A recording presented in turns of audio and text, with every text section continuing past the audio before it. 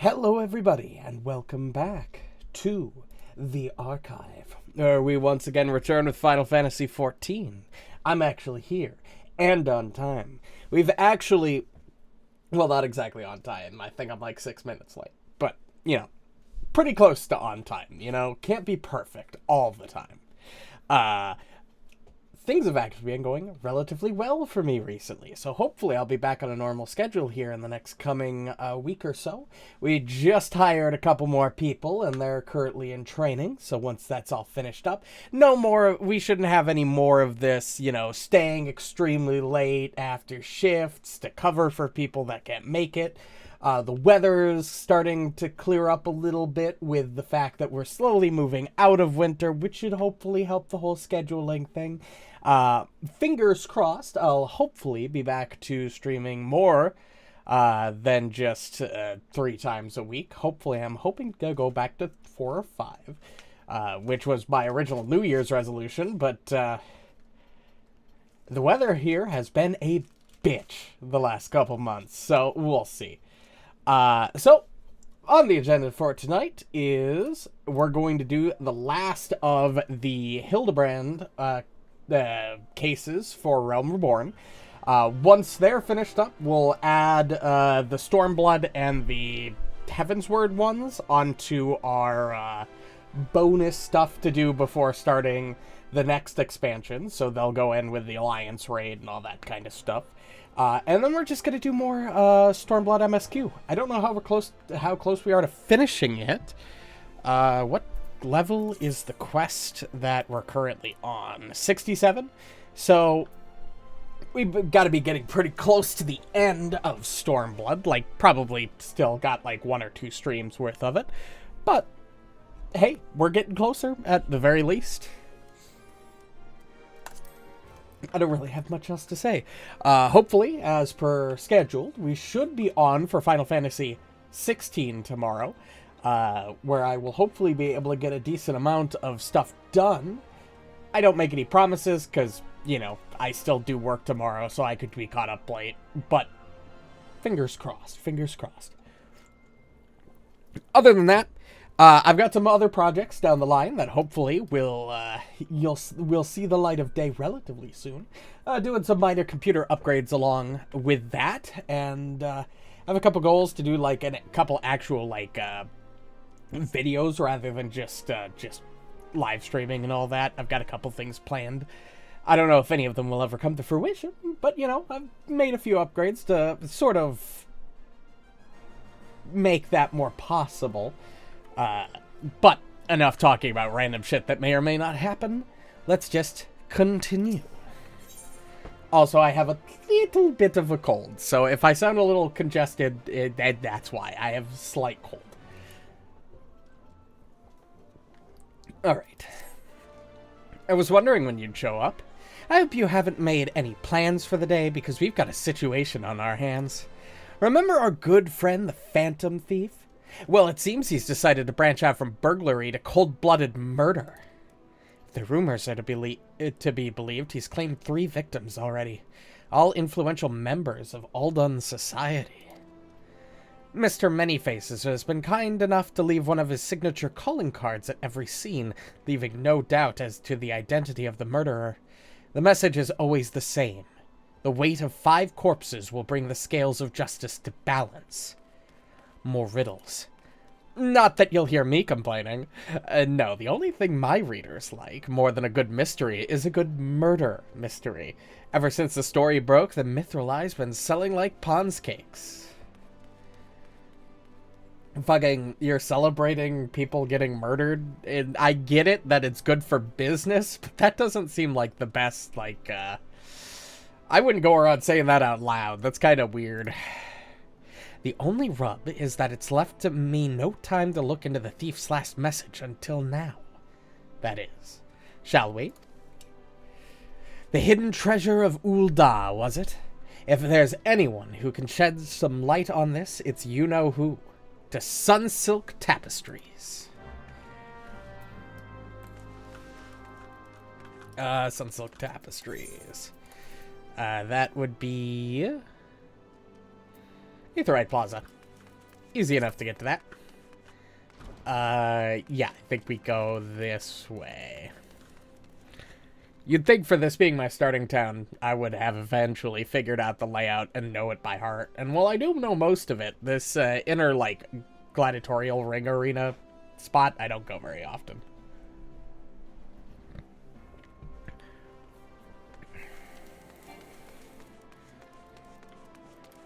Yep, I'm in the right place.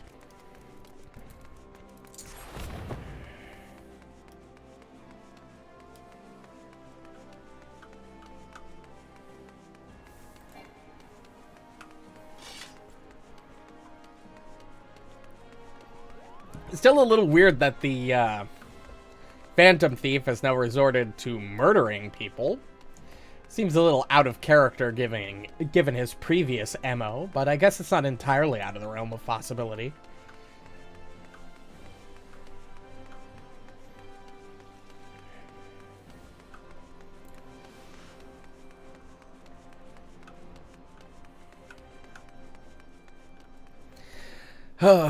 I have a feeling we're going to run into a couple trials today, or probably. There will probably be a trial for this last case, which has me a little bit concerned because I have been way too busy at work to have been practicing my actual thing. Also, I think I passed it. Apparently, I wasn't paying close enough attention.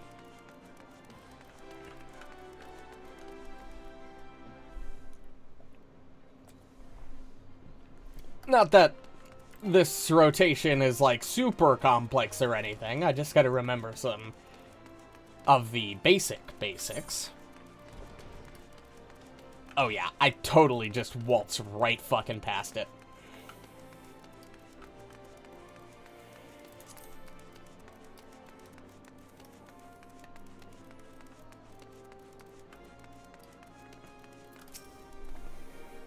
Well now, if it ain't my favorite venture, and my favorite Mithril Eye reporter along with her. Tell me, what have I done to deserve the pleasure of your company today? I see. As much as I'd love to help you two lovely ladies, I'm afraid you've found old Wyman at a loss. Ulda has more than its fair share of treasures, hidden and otherwise. I reckon our Phantom Thief could just be after just about any of them. I can tell you this much, though. Whatever the thief's got his eye on, it's got the Sultan sworn in a right dither. Word has it they formed a regiment of their best and brightest to safeguard the royal vaults from this very threat. The Sultansworn aren't like to be forthcoming with information, but it's the only lead we've got. Come on, I'd say it's time we paid a visit to the heart of the Sworn. Oi, hold up there, Ellie. I ain't generally the worrying type, but you may want to think twice before getting yourselves involved in this. A man in my business develops a nose for danger, and this time the stench is something fierce. You're a reporter, Ellie, and a fine one at that. Don't put that pretty neck of yours at risk trying to play hero. Your concern is touching, but I can assure you that I'm ready for whatever dangers lie ahead. Besides, being a reporter is more than selling papers. I have a duty to seek out the truth and convey it to the people. Come, time is of the essence. I'm sure this'll go perfectly. I mean, I'm gonna be around. There's not a lot of bad shit that can happen while I'm wandering about the place.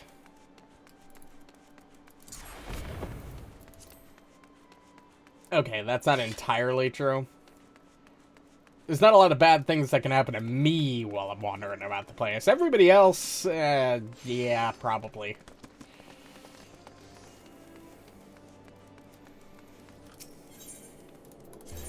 We want Alchemist Guild.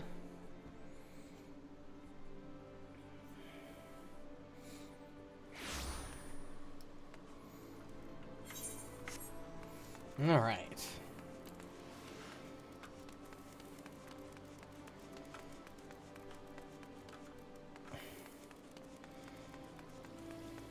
Oh, there you are. Yet again, I am blind as a bat. Halt. Only authorized personnel are allowed in... The Thal buggered me with a broadsword. It's the Gentleman of Light's adventuring companion and that catty but brute reporter from the Mithril Eye. Hello. Well, if it isn't the self-styled warrior of light. Tell me, what tall tales did you spin to the Sultan-sworn recruiter to land yourself in this position? Only the 12's honest truth, miss. Seeing the Gentleman of Light standing tall and triumphant that day, it moved me to the depths of me soul. Like, I vowed to put aside my sketchy past and serve the realm just like my hero Master Hildebrand.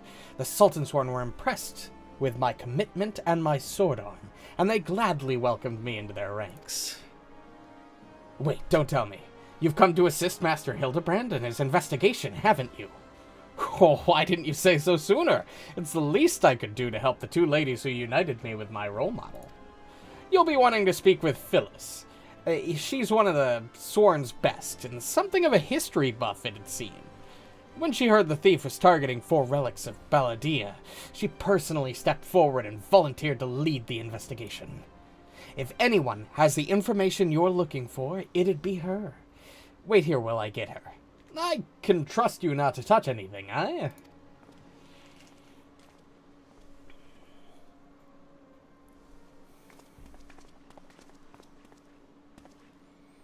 Pleasure to meet you, Phyllis. My name is Ellie from the Mithril Eye. As you may have heard, we're researching the Phantom Thief case, and could appreciate any information that may shed light on recent events. Pleasure is mine, Miss Ellie, and if I'm not mistaken, that would make your companion friend here the Warrior of Light, yes? You know her? As any regular reader of the Mithril Eye would, I must confess of being something of an unabashed fan of your work. Though it hardly befits my station to say this, I was secretly hoping that you would show up to assist in the investigation. Doubtless the Inspector, too, will also welcome a helping hand.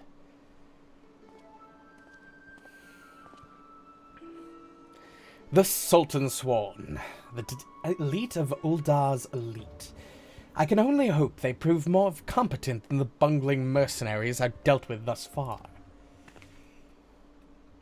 Inspector Briardine, always one step ahead of us. Miss Ellie, Evelyn, a moment if you would. Right there, very good. Now face me and don't move an elm. Inspector, what is that in your...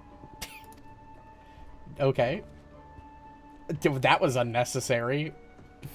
What was that? Demasking dust. A formula of my own devising that will allow us to see right through the thief's disguises. Analyzing the mask left behind at Vespa Bay, I was able to identify its composition and synthesize a counter-agent that would dissolve the disguise whilst leaving the wearer's face intact. In any event, it would appear the two of you are indeed who you appear to be.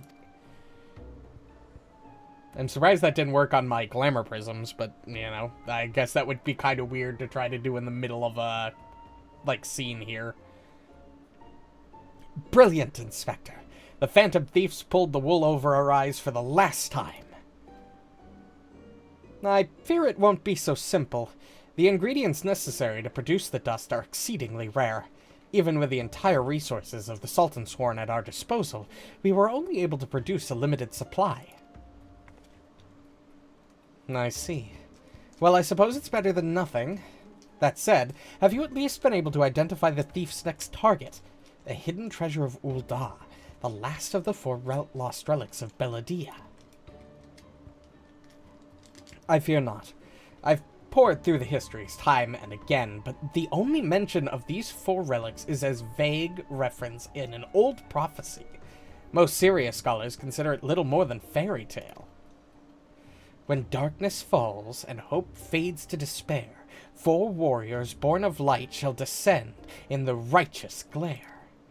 The legend goes on to describe 4 sacred artifacts, each one possessed by 4 Balladian heroes, but makes no mention as to their appearance or nature. 3 times we have tried to identify the thief's target, and 3 times has he foiled us by making off with something else entirely. Needless speculation will only play to the fiend's strengths. All artifacts of Beledian origin have been sealed within the royal vault, and a regiment of our finest assigned to its protection. I have furnished all guards with a supply of demasking dust and instructed them to be on the lookout for any suspicious personages. The blackguard will be enchained before he can lay a dirty hand on the vault doors, let alone with the treasures within. You have our word, my lady.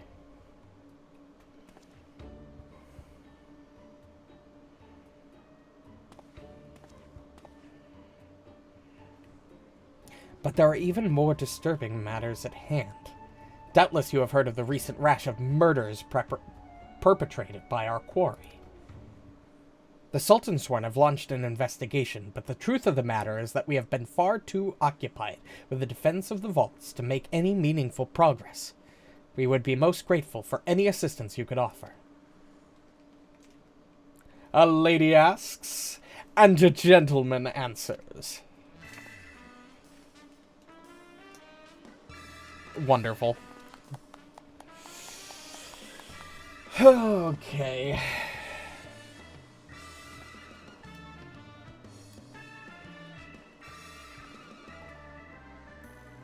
Cast all worry from your heart, my lady. Hildebrand, agent of enquiry, inspector extraordinaire, has arrived to set right what is wrong and bring the wicked to justice. And this must be the demasking dust that is all the talk of the palace. Ah, but you need not waste your supply on me, Inspector. I assure you that I am exactly who I claim to be.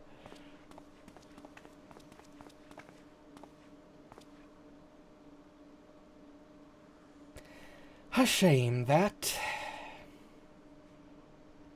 Inspector Hildebrand, we were not expecting you, but your services are most welcome. I will share all I know about the recent murders.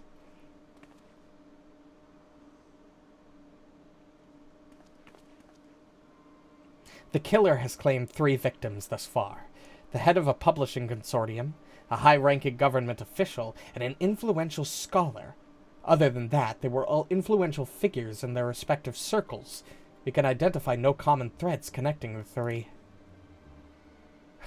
Oh, this will prove a most satisfying case to crack indeed. And what of the method of killing?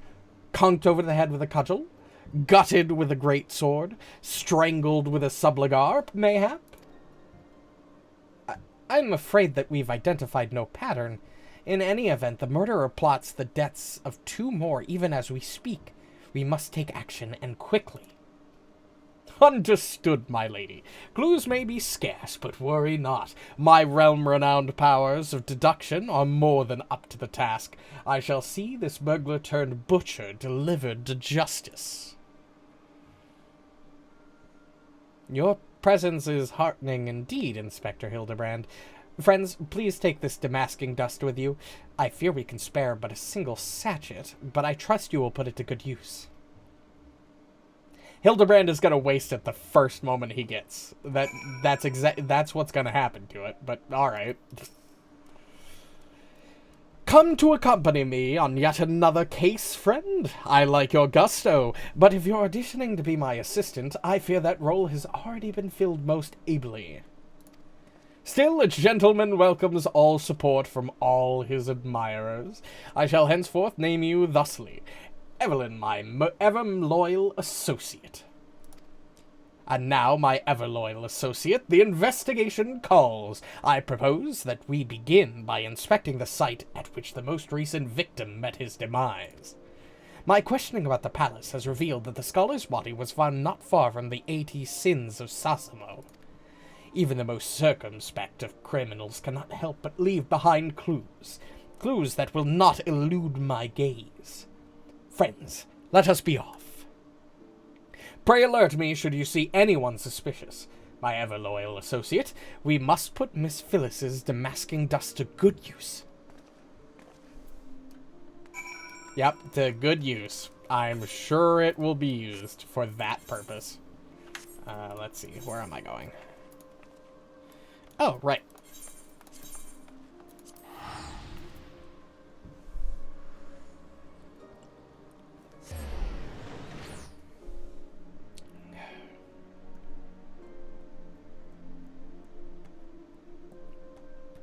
Still seems really out of the MO of the Phantom Thief to start killing people. I mean, it, like, just doesn't sit right.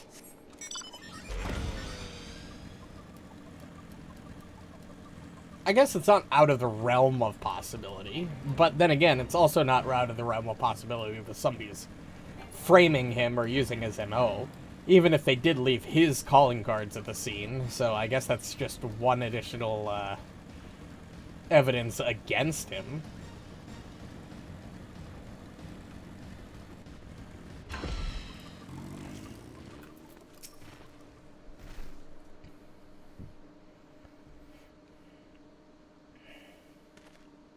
Flowers.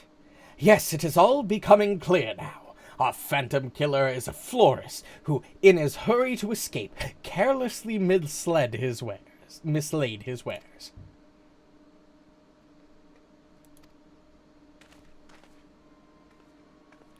I'm the one who put those flowers there, eh?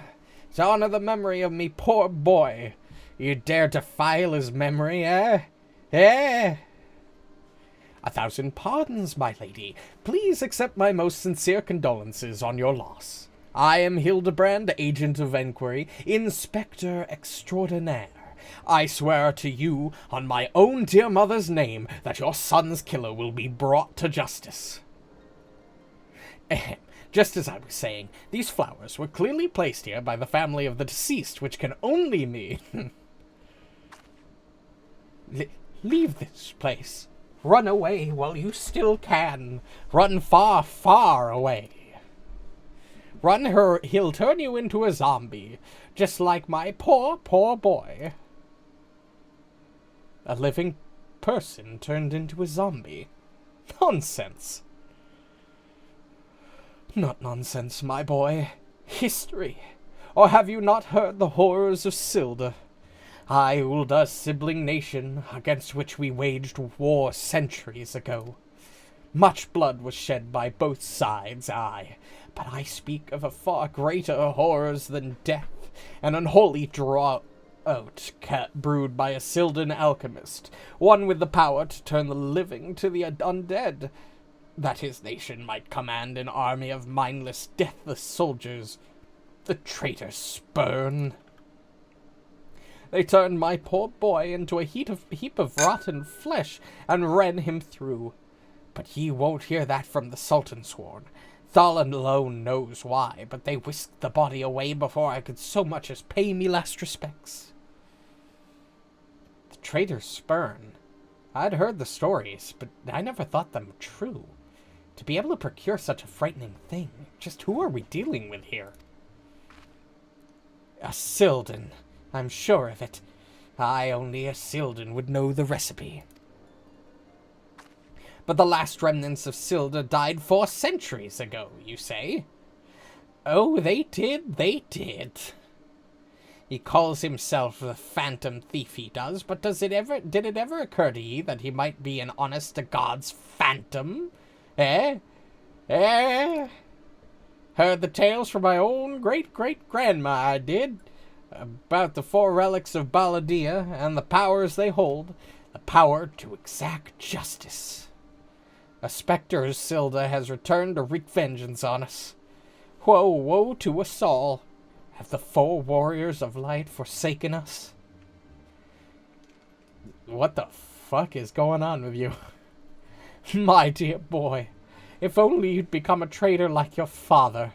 If only you'd kept your nose out of those history books and never so much breathed the accursed name of Silda.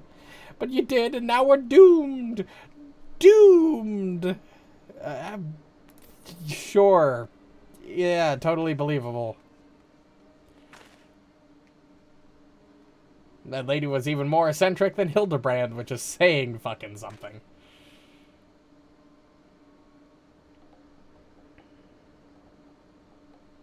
Honestly, I know we said we shouldn't waste it, but, like, of all the people we could have thrown the dust on, that was, like, that would have been, like, a reasonable guess. She's just acting really weird. Sure, it could just be grief, I guess, but just completely out of the ordinary.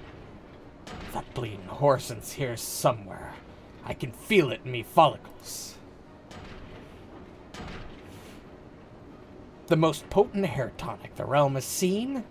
Aye, that it was. For all of a fortnight afore my flowing locks fell out all over again, and just as I was chatting up a lovely young lass at the quicksand, just to twist the knife an extra ilm. Mountebank, charlatan, I'll find that so-called inspector and his sorry band and pull every last strand of hair from their bleeding skulls. Seems a little bit of an overreaction, but glad to see we got a follow-up on the fucking hair guy, I guess.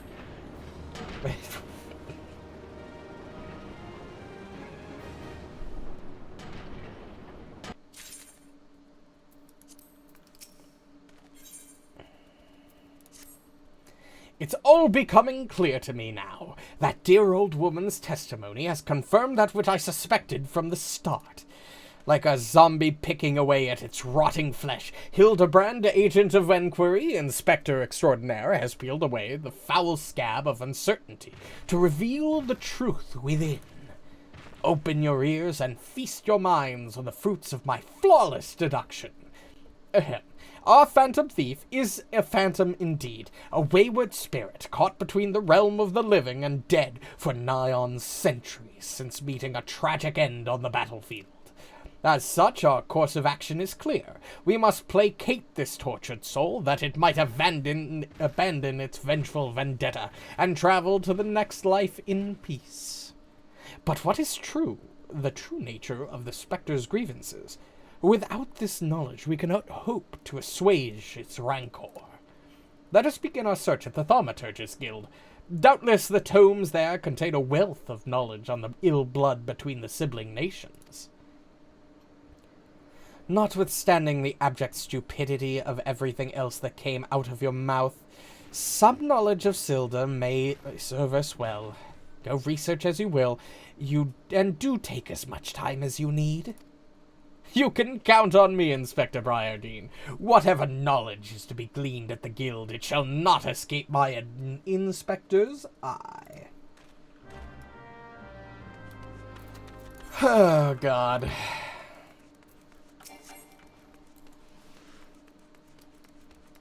At least he said something that was remotely intelligent. A bit of a surprise from everything else that comes out of his mouth.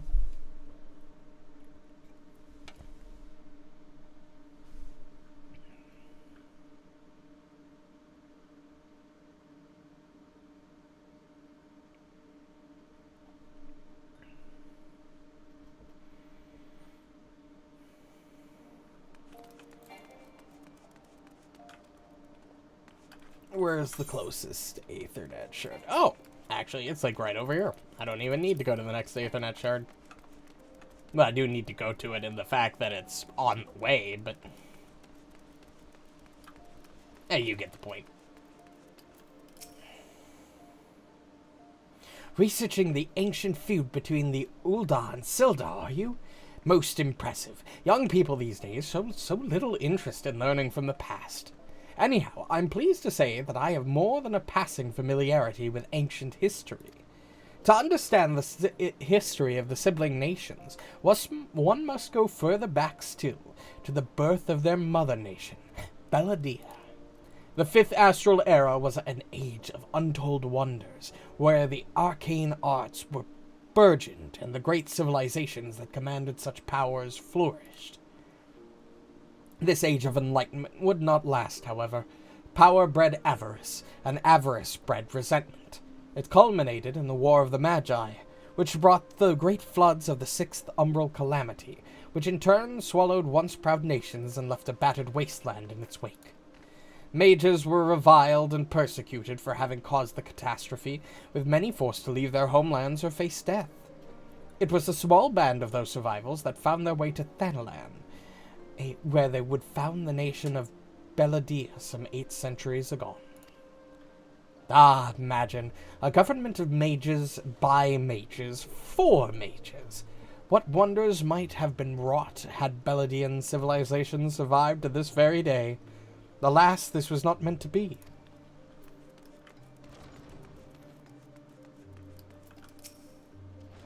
You don't say. It's not every day someone comes to our halls to research Silda.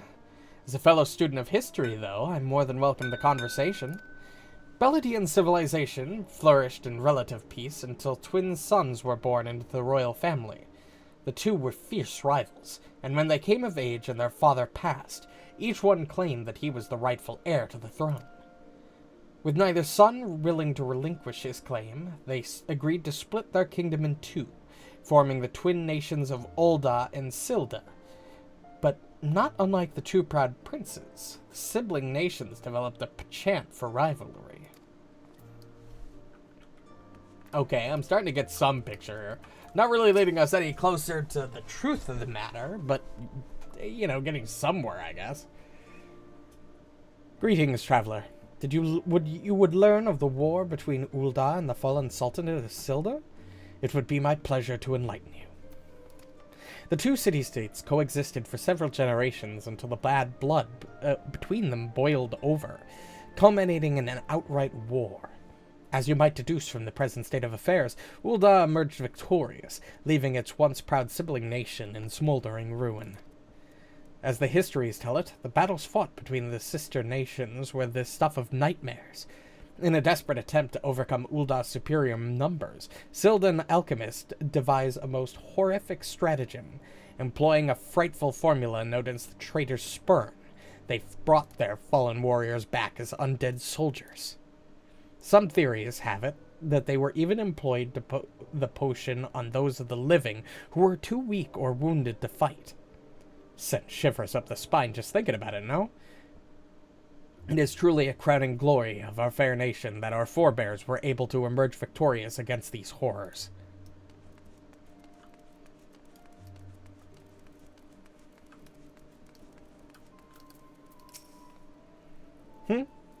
What is that you say? You seek knowledge of the bad blood between Ulda and Silda. I suppose I can spare a moment or 2, but take good notes, I'm not fond of repeating myself.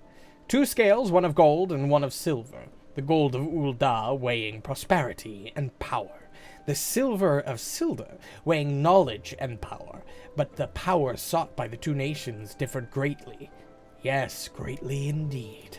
The power wrought by Uldan prosperity was that of justice and good, while the power wrought by Sildan knowledge was horrific beyond belief. The power to rip the living soul out of a man and render him a mindless killing machine. On this matter, the histories are clear. But riddle me this, my friend. Who writes the histories, and what does this say of the words writ within? Yes, truth can be elusive and fickle as the shifting sands. As one example, did you know that in the war against Silda, Uldan and Amalja warriors fought side by side? Likely you did not, and neither did I until I encountered a faded passage in an ancient text buried deep within our archives. And yet in the histories read by the populace you will see no mention of this most fascinating fact. Might it be that someone, at some time, deemed this particular truth less than convenient? But I have said enough already. Ah yes, good old history is written by the victor crap. Always seems to be that way, huh? I don't suppose we're actually going to get to the actual truth of the matter. My ever-loyal associate, tell me, what have you learned from your questioning of the scholars in these halls? Indeed, as it happens, I have learned much the same. Let us take a moment to review and allow my peerless powers of deduction to work their magic. A war of succession divides the great nations of Belladia, giving rise to the sibling nations of Ulda and Silda. The 2 nations coexist for some generations until ill blood boils over, culminating in outright war. Daunted by Ulda's superior military might, Silda employs their advanced alchemical knowledge to horrific ends, transforming their own citizens, alive and dead, into a fearsome undead legion. Yes, I believe I have it. The facts at hand have led me to one unassailable conclusion. Our phantom thief is a descendant of the doomed Silda, who seeks vengeance against those who reduced his countrymen to slavering zombies. To pacify his soul and send him peacefully to the next world, there is but one course of action. We must find the Sildan statesman who conceived this dreadful stratagem, and have him apologize to the thief in person for the suffering he has wrought. I don't think that's gonna be possible. The guy's probably way long dead. A brilliant plan. Perhaps you'd like to go find yourself a shovel and dig the statesman out of his grave yourself? Leaving aside this nonsense of spirits and specters, it appears increasingly likely that our quarry shares some link to Silda. His garish garb is no doubt meant to evoke the silver scales of the fallen sultanate. The Sildan connection would also serve to explain the rare knowledge of Beladian art relics our thief clearly possesses. But what of the murder victims? What common thread amongst them could have incurred the ire of our adversary? A few people in town spoke of a man sighted calling upon the victims in the past days. Those who saw him said he had a most frightened air about him. Wait, yes, it's coming to me. Of course! My keen investigator senses ring out with a voice loud and clear. This man Miss Ellie speaks of just might know something. You really should stop thinking so hard. You're like to strain a brain muscle. Miss Ellie, who is this man, and where might we find him? My sources identified the man as Guguria, a traveling merchant known to frequent Horizon. Shall we pay him a visit? Yeah, fuck it. It's a better lead than anything we have so far.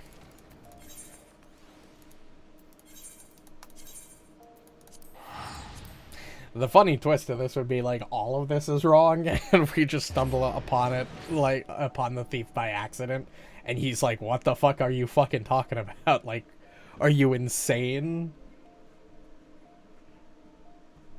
That would be funny, although I find that very unlikely.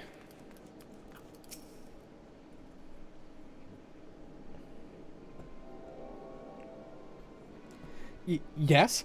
If you've got business, make it quick. My time's too valuable to waste chatting with every stranger who passes by. Forgive us, good sir. My name is Ellie, a reporter with a mithril eye, never blinking, all-seeing, you know the rest. I was wondering if we could trouble you with just a few questions. Was it for love or for mercy that you killed them? Yes, you, the thief of many faces. Me? A thief? What is this nonsense? I don't know who you are, but I ain't got the time or the patience for this mummery. Now, if you'll excuse me, an important client awaits. I thought I recognized that voice. Oh, you again. Lady Dorilda! Well met indeed. Pray tell whatever brings you to these environs this fair evening. Why, I live here, you ham-headed half-wit. Inspector Briardine, this is an unexpected pleasure. Do you have some business with my associate here, pray tell? Guguria, we can discuss business after. Pray lend the inspector here, the handsome one, whatever assistance he requires. But, Lady Dorilda, what about... Ah, yes, my dear Maria's name day present. I had one in mind. I had in mind one of the prize pieces from Eshtime's latest seasonal collection. You would be able to procure one for me, yes? Or shall I eliminate the middleman and make the trip to Ulda myself?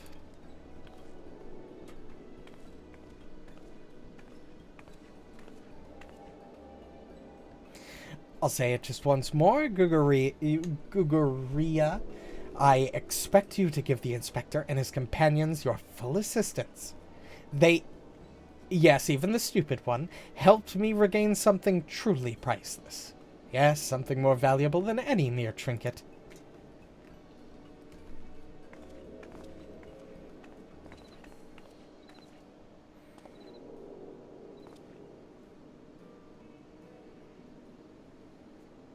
All right. I'll tell you what I know, but you didn't hear it from me, got it? I was looking into the killing on behalf of a client of mine. The thief's got himself some of that zombie dust. The trader's spurn, was it? And his cards speak of 5 victims. It got me to thinking. Silda, 5 victims. Aye, the Arbiters of Truth. The Arbiters of Truth? I'm not familiar with the name. Aye, few would be, on account of them being something of a secret society and all. Influential personages of the Sultanate, you see, working from the shadows to keep false knowledge about the Ulda-Silda conflict from reaching the ears of folk like you and me. False knowledge? Pray tell, just what sort of knowledge might that be? False balls, don't make me say no more. I got a family to feed. Very well, just tell us one last thing. Who hired you, and where can we find him? Hob. His name's Hob. When he heard what I said, he told me that he was going back to set sail for Libsa with his 5 best sellswords to guard his back. Said there was many prying eyes at the airship docks. Said he had a private ship docked and waiting for him at Vesper Bay. But remember, you didn't hear none of this from me. This man Hob must be one of the killer's targets. Doubtless he knew the identity of the remaining one. I doubt that. They say the Arbiters are so secretive they don't even know each other's true identities. Now, don't ask me how all that works, but Hob's got high-ranking friends in the Brass Blades. Once he heard the victims had all been zombified, he panicked. Guess he knew that he'd be next. Thank you very much, my kind sir. I once again, the ancient Manderville art of parley, has procured us for a key of morsel... Fucking hell, I can't speak. The ancient Manderville art of parley has procured for us this key of morsel of knowledge. Let us seek out this Hob fellow and see what he can share with us. And let us hurry. The man's life is in danger even as we speak.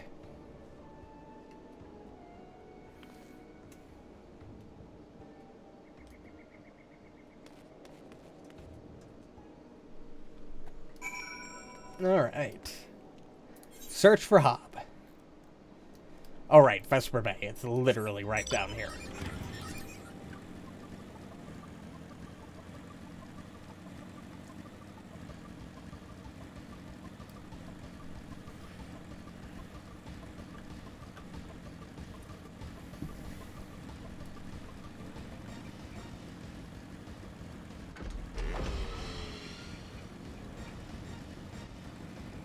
I don't know why I'm driving on the ground when I can fucking fly.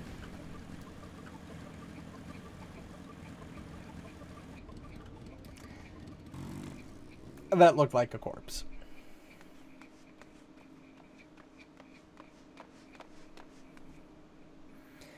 Master Hob, is everything quite all right?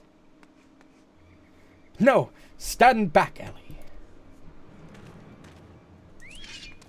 Hunger. I hunger for your brains. Damn, there's no saving the man. Evelyn, do what you must. Okay. Not even gonna give me the satisfaction of fighting him myself, huh? Yes, my first-hand knowledge of zombies tells me that this particular shade of green is unmistakably that of the undead. 'Twould seem we were a few moments late to the scene. A message. And then there was one.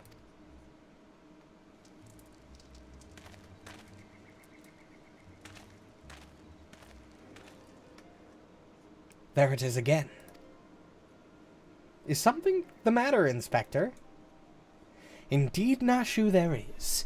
Ever since I picked up the trail of the phantom thief, I've had this fleeting sense. A sense that someone, or something, is watching us.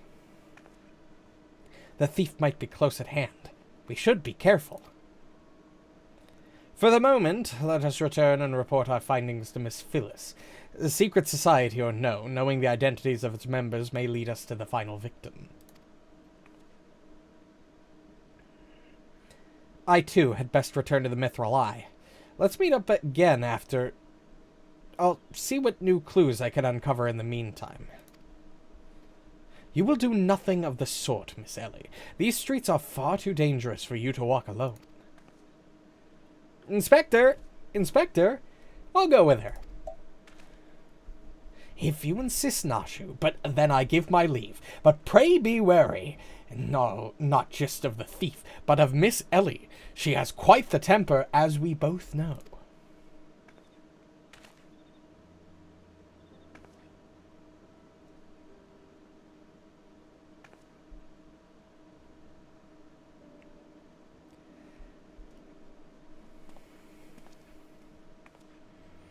Miss Ellie, there is something I must tell you when this case is over. Be safe and promise me that you will not attempt anything rash, as you did that time when the fiend took aim at my own life. Ah, yes, the time the fiend almost killed you, definitely.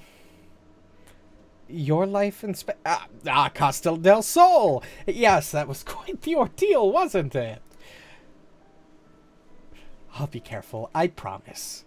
I eagerly await the day when I may hear what it is you would share with me. A secret vow? Ho ho! Consider my interest piqued as well, good Inspector. Now, let us be off. Miss Phyllis awaits our report.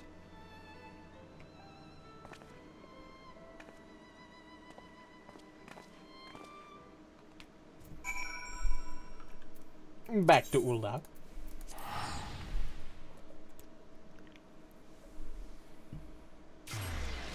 So clearly the justice this guy is trying to go for is the whatever really happened between Ulda and Silda, it seems. Or at least that's my initial guess.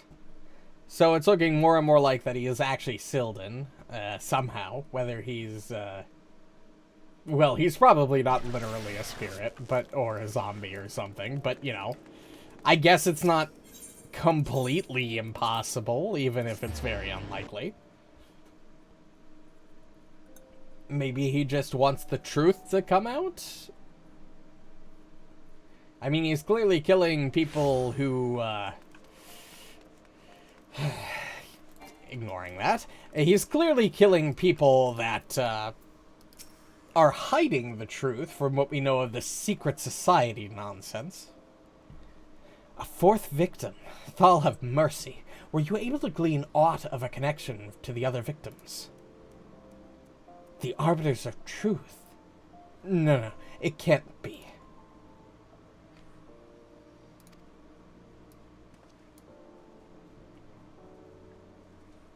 Miss Ellie? That voice came from the direction of the vault. We have to hurry. Or we must hurry. Same difference.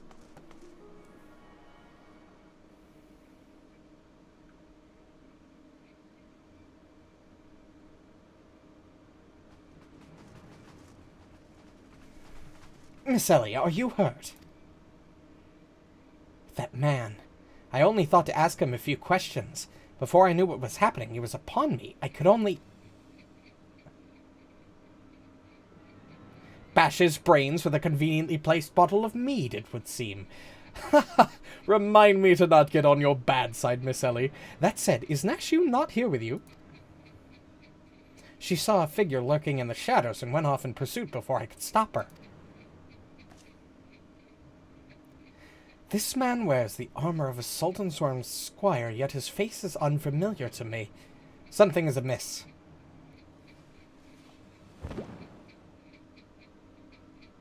It's the thief! The thief of many faces? To think we would find our man like this. Thrice and again did the fiend elude our grasp, but no more, by virtue of a gentleman's ingenious deductions and a lady's pugilistic... Puissance? I don't know how to pronounce that word. I declare this case closed. I return the sachet to you, Miss Phyllis. Whilst the gesture was appreciated, in the end it proved fucking hell, Jesus. Superfluous. That's how you say that word. Fuck, I can't believe it took me that fucking long to pronounce it correctly. To my cracking of the case.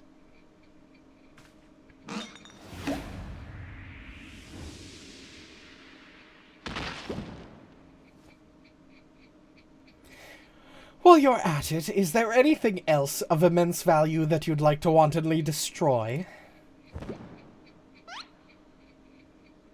Oh, it's not the thief. What?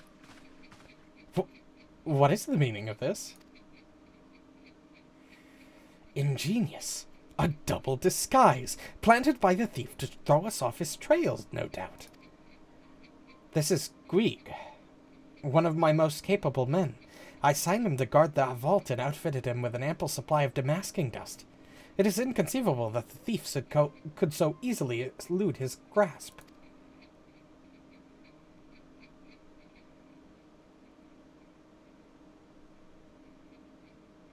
Unless the thief was not wearing a mask.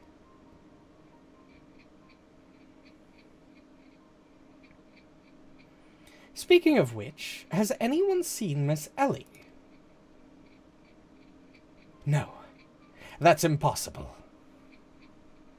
Of course, it all makes perfect sense. With the Phantom Thief to thank for her burgeoning readership and rise through the ranks of the Mithril Eye, Miss Ellie could not bear to face the possibility of her story of a lifetime coming to an end. Thus she hatched a plan to...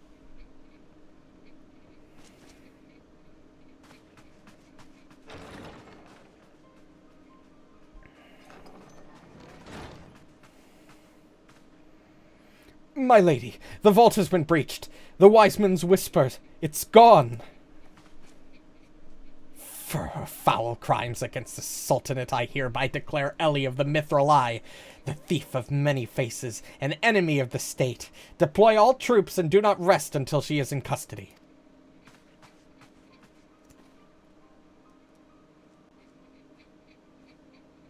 And now the game is truly afoot. Bah! What is the meaning of all this racket and rumpus? And just as we were about to make our triumphant return. Isn't that so, Enkidu?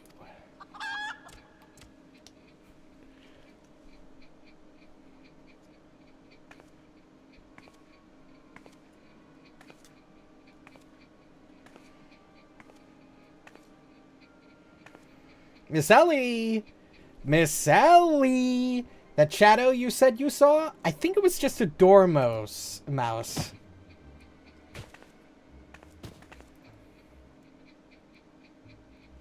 To think he'd literally stumble face first onto the second mask. His good fortune truly knows no end. But not to worry. Yes, I dare say the Phantom Thief is yet another trick or two up his sleeve.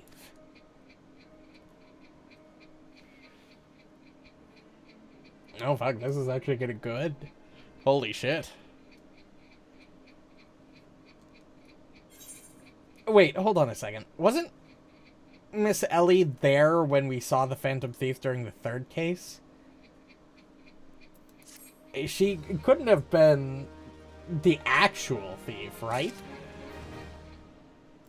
I could have sworn she was in the same place at the same time, so that doesn't make any sense. It can't be her.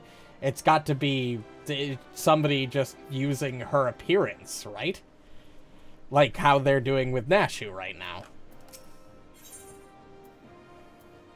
Not even the shockingest turn of events will deter the famed agent of Enquiry.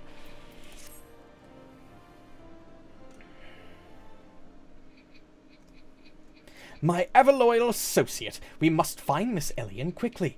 Surely if confronted by our constant companions, she can still be convinced to abandon this fool plan. Aho, Miss Phyllis. I thought you had already departed in the company of your men, but all for the better. Shall we conduct the search together? I fear that would only put them at greater risk. You see, the fifth and final member of the Arbiters of Truth, the Phantom Thief's final target, is none other than... Hildebrand Mander? Me. Mind you, this is not a role I sought of my own accord. My name and my passion for history are somewhat well known in the Sultanate. One day I had received an anonymous letter stating that a position in the committee had opened and I had been chosen to fill it. The letter went on to enumerate my duties. To prevent the spread of historical lies that would sully the name of our illustrious nation, as a high-ranking officer in the Sultan's Swarm, I was deemed to be in a particularly unique position to serve as an arbiter. I knew that there were other members of the organization, but was told nothing of their names or identities. To think that my unknown compatriots were the victims all along. I cannot put any more lives in danger. I will sequester myself in a place where my presence can cause no harm until such time as the killer is apprehended. Your concern for our well-being is most touching, Miss Phyllis, but there is no need for such caution. As a seasoned inspector, I am more than capable of protecting a lady in distress. And as a gentleman, that is exactly what I shall do. My associates here also stand at your side. Speaking of which, has anyone seen my loyal assistant? Inspector, over here.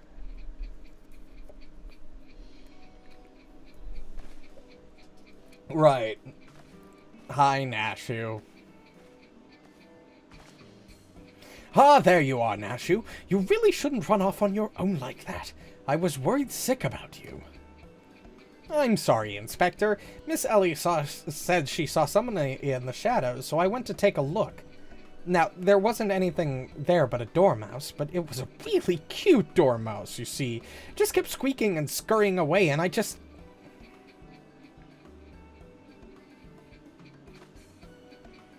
Pardon me for a moment, Nashu.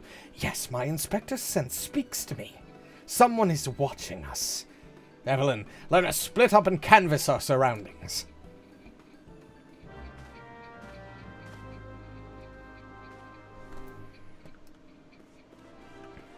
The fact that he blew her off that quickly, maybe Hildebrand knows something is up? Wait, that's not true.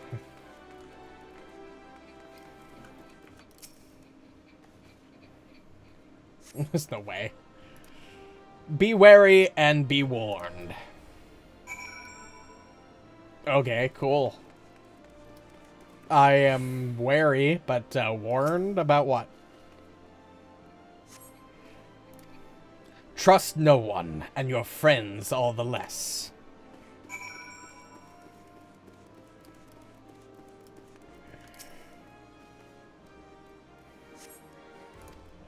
This will avail you well. Use it wisely. You obtain a sachet of demasking dusk. In the next instant, you feel an intimidating presence behind you.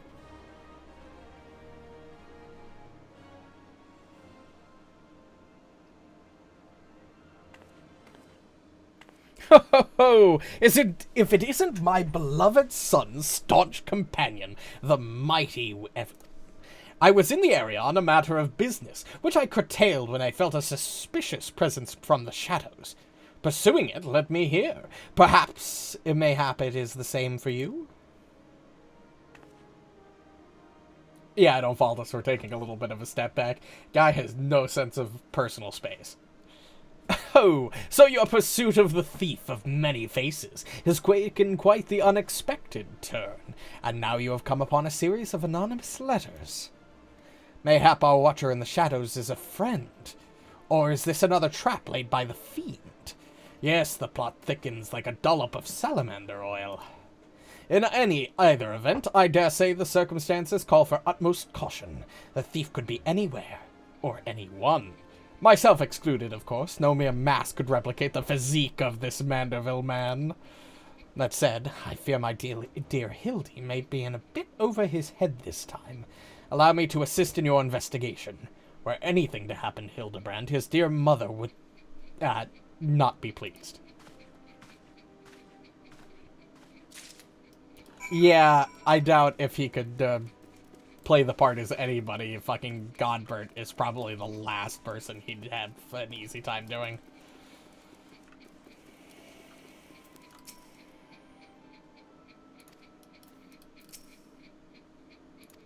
Alright. If the sender speaks true, the villain even now lurks within our midst, and yet we have but a single sachet of demasking dust at our disposal. We must identify the impostor beyond reasonable doubt before we proceed. You know the players better than I.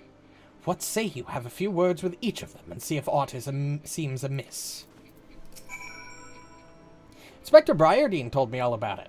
Who'd have thunk Miss Ellie was the Phantom Thief all along? She sure fooled me. Miss Ellie is the Phantom Thief. It is the only logical conclusion, and yet I cannot help but feel that another truth still evades us. Am I doomed to share the same fate as the others? To sooner die than become one of those things.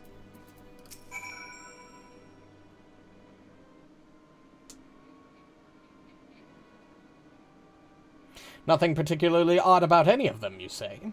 It stands to reason. The fiend would not take such a risk if he were not utterly confident that he could pull off the ruse. Curses. This one's not half the fool his son is. I must elude him, and quickly. Time is of the essence.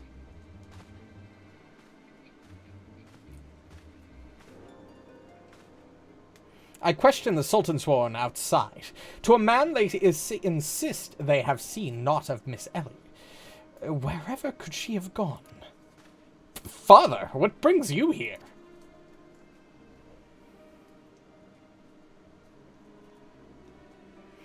Yes, finally the pieces are coming together. Now, if you would kindly stand still and shut up, the fiend already stands among us. Inspector Briardine, I should hope you are not doubting me. While I'm quite convinced that even a master impersonator would struggle to recreate your particular band of idiocy, the fact remains that anyone here who has spent even a moment alone must be considered a suspect. The thief has proven to be highly efficient at assuming new identities. An astute observation, my gangly friend.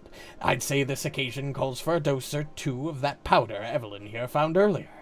There wouldn't happen to be another sachet or two lying about, would there? What remains of our supply has already been distributed to the search party, but worry not, they should be reporting back within a bell's time. Time might be turning against me, but just you watch. I'll wiggle my way out of this and turn you into the reeking, drooling corpse you deserve to be.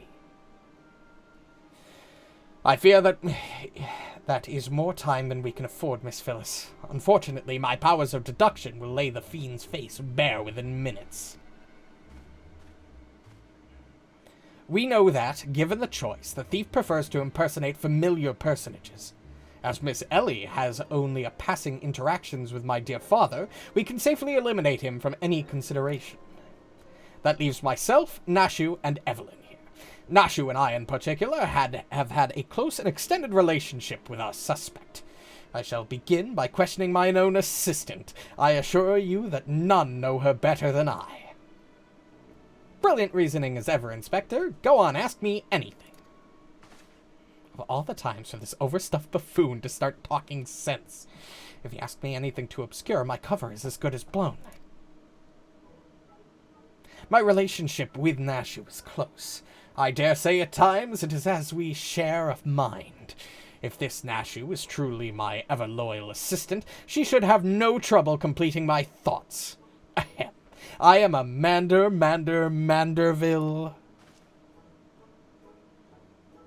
Man.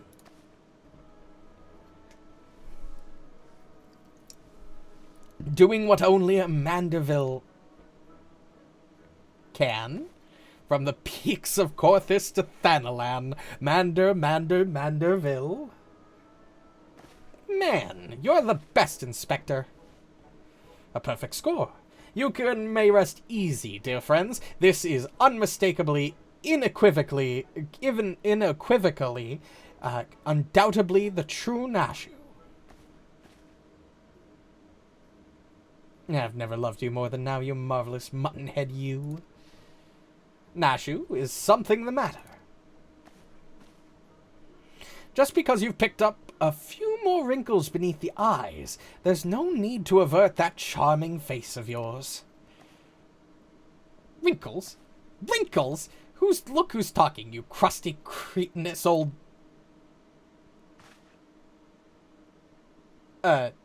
Genius Inspector? Wow. You fucked that up. That was just...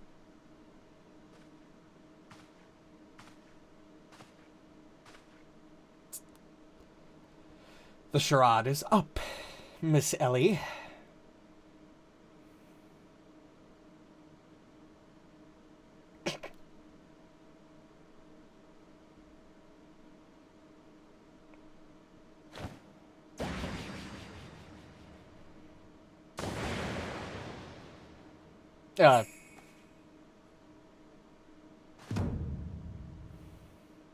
Miss Ellie, you look somehow different?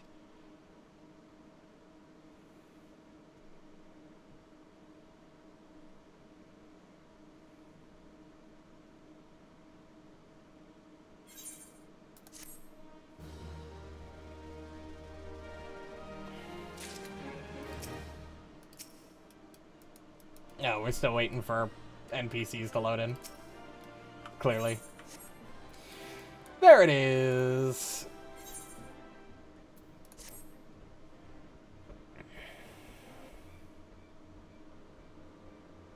Seven hells. Done in by a muscle-bound muttonhead and his motley troop of mummers. Just who are you? Your resemblance to Miss Ellie is most uncanny, and yet... Consulting Inspector Briar-Dean. Once again, you fail to measure up to your lofty reputation. Of course we resemble each other. Ellie is, after all, my own flesh and blood. My beloved sister, and my eminently capable partner in crime. 1,000 faces I may wear, but only one name do I bear. You can call me Cece. Or Ceci. Whatever, however it's pronounced. Charmed, I'm sure. Are you quite all right? Why, you look as if you've seen a ghost. Despite my moniker, I assure you that Ellie and I are no specters. What we are, mind you, are the last living scions of Sylvan aristocracy. Bemused, are you? Befuddled to find two sisters behind the mask? Try using your brains once in a while. Every time you've encountered the thief, Ellie was standing right in your midst. I knew that. Caught that. No, the thief that 4 times stole the show. Oh, and those priceless relics. Was me. Meanwhile, Ellie hid in plain sight, supplying me with just the knowledge I needed to stay one step ahead of my pursuers, all while spinning the hair-raising tales of my exploits that won the hearts of this nation. We owe a lot to you. Truly. Why, without the tales of your hapless attempts to catch me, we could never have risen to the heights of celebrity. Miss Cece, from a gentleman to a lady, I would ask that you one thing and one thing only. Just what is it that you and Miss Ellie hope to accomplish with all of your schemes? Justice. 400 years ago, Uldan dogs reduced our great nation to a nation of zombies. At long last, the cowards that would still justify these foul deeds will suffer the same fate. Wait, the history say it was Silda that turned their own men into zombies. The histories lie, and you work from the shadows, silencing those who would speak the truth. You should have died with your fellows, false arbiter.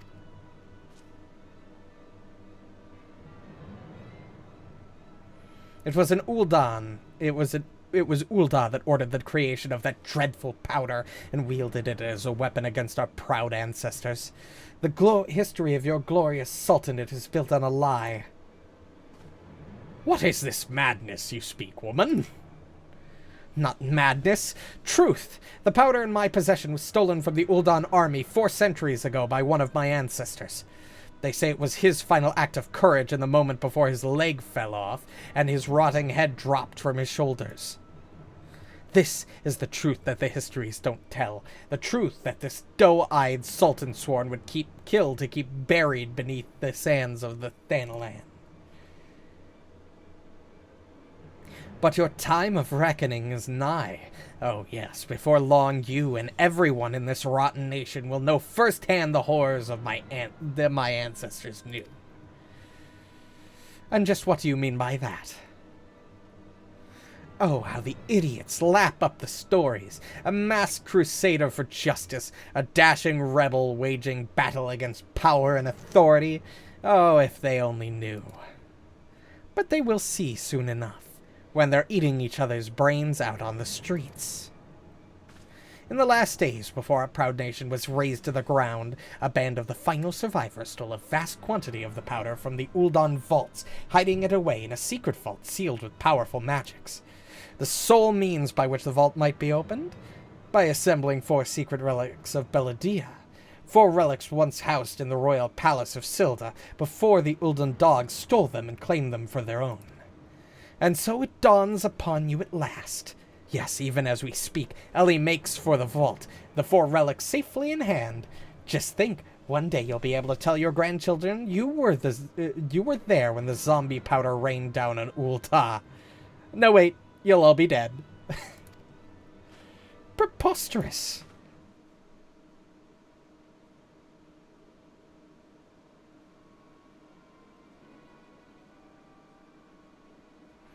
But first you, my dear, you will not even have the pleasure of looking upon the last moments of your precious homeland. Let your flesh rot, and like all your rotten lies. I think not, Miss Cece.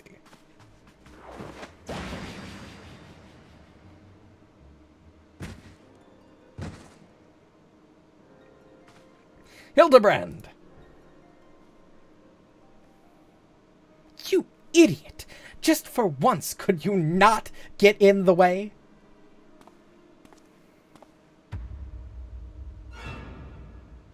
Godbert Manderville. I can't even trust your sorry arse to look after him for a day.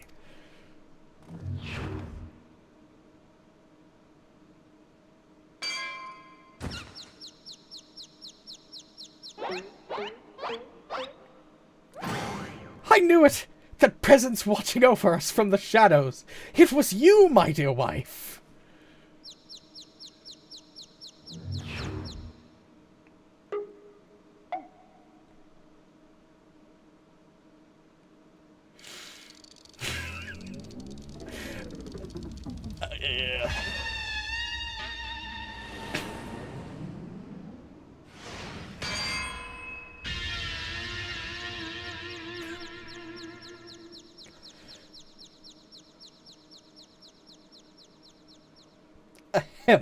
Am I to understand that you are Hildebrand's mother?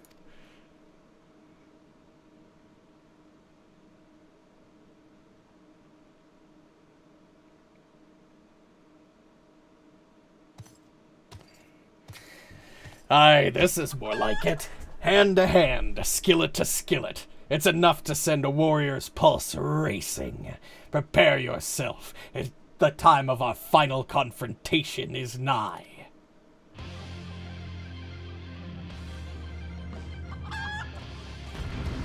Wait, we're doing this? Okay. Nope. Holy fuck. What the fuck? Do he have popatos for brains, you overstuffed buffoon? My beloved boy's been turned into a stinking corpse, if you haven't bloody noticed. You. Evelyn or something, was it?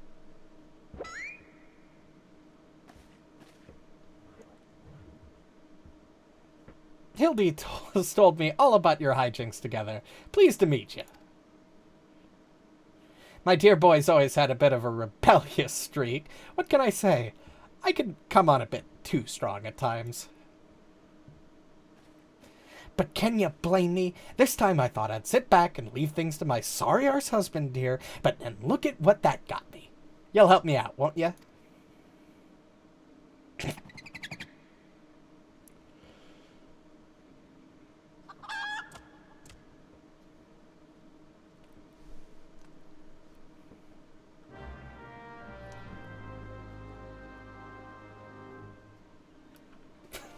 Fucking hell.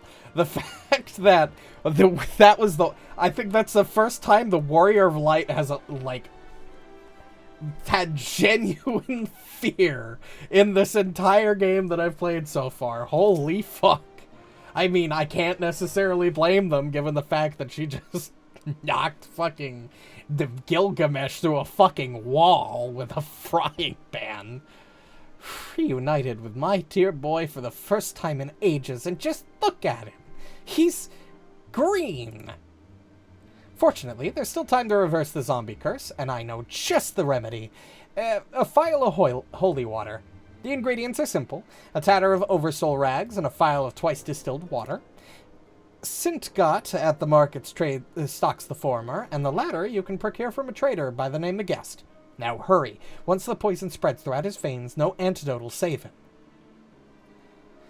In the meantime, I will search for the bumbler's bumbling assistant. With any luck, Miss Nashu is still alive.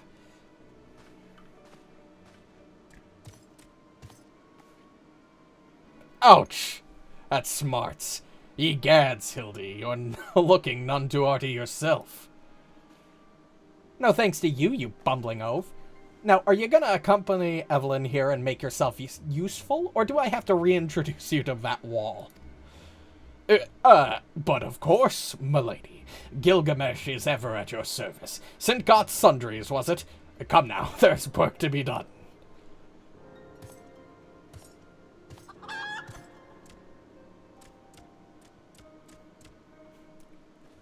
Okay. Fucking hell. Sapphire exchange.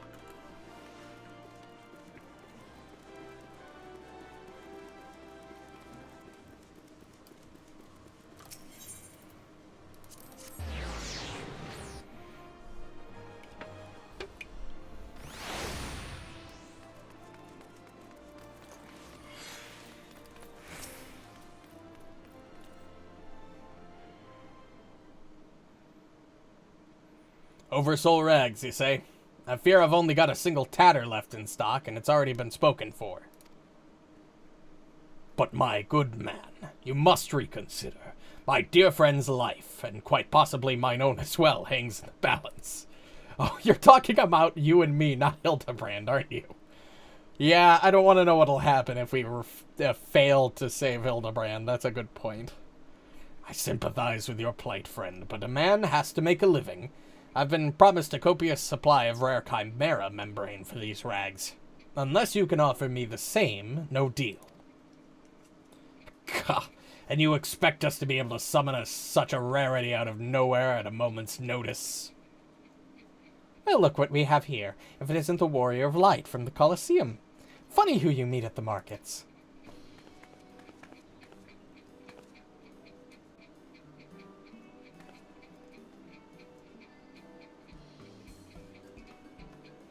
As it just happens, I returned from my training, and the slaying of 10 chimeras that just happened to be my task for the day. If it's chimera membrane you seek, you're more than welcome to a share. My lady, you are far too kind.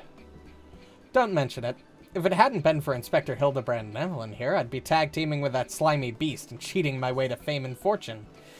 And I'm a woman who pays her debts.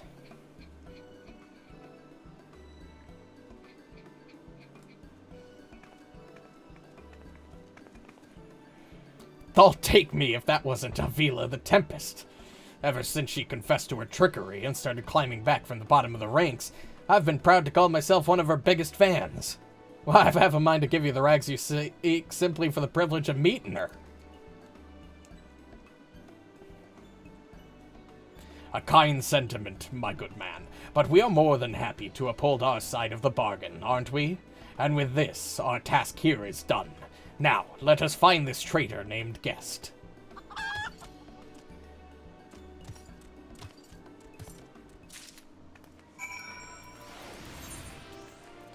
So, Chamber of Rule.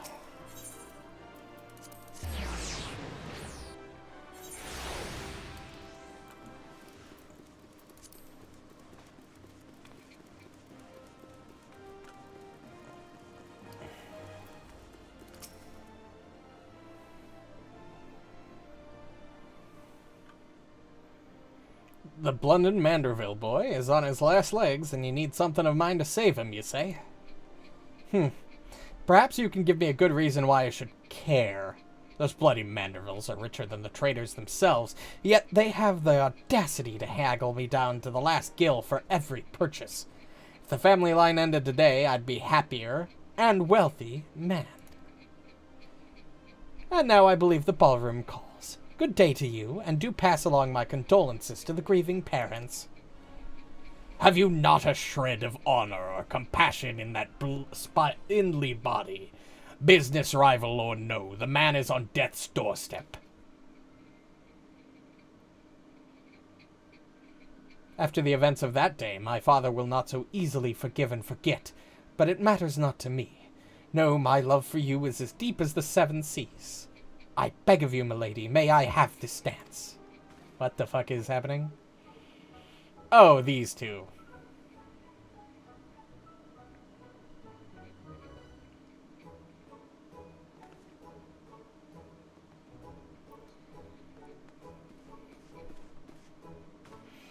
What a lovely surprise!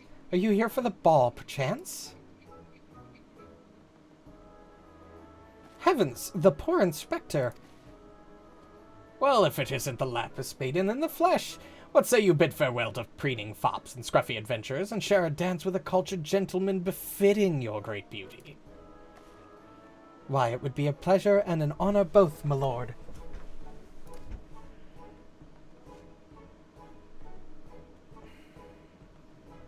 Provided you first provide my good friend with the bottle of twice distilled water that she seeks.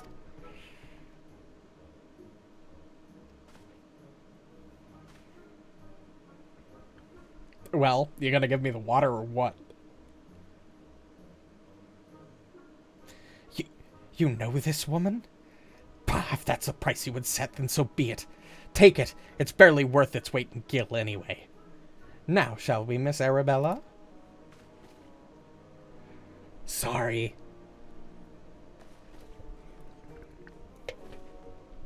I've got it. You could always refuse.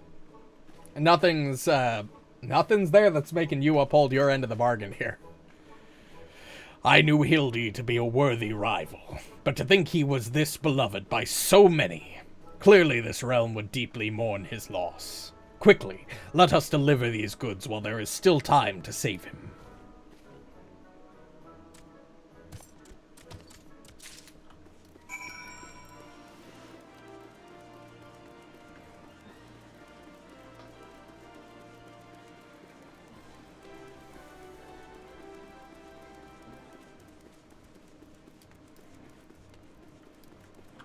I've got the stuff. Hopefully it's not too late.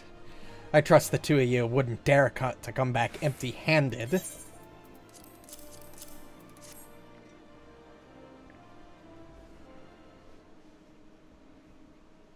Bloody brilliant!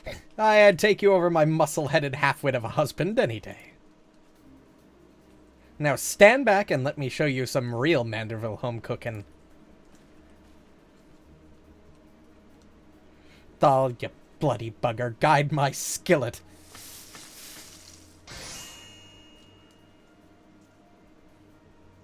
Aye, that should stop its spread. Now it's up to Hildy to flush what's left out of his system. Don't worry, he's my son, after all. I reckon he's still got some fight left in him.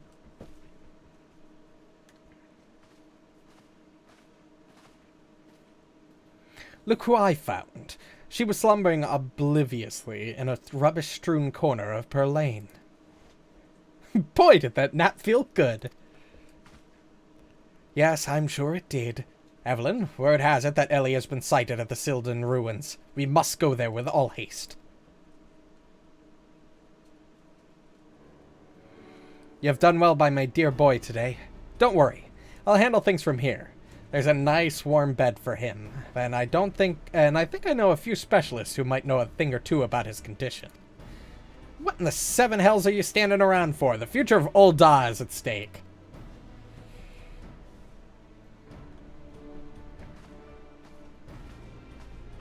My strength is yours as well, for Ul'dah, and for our friend Hildy.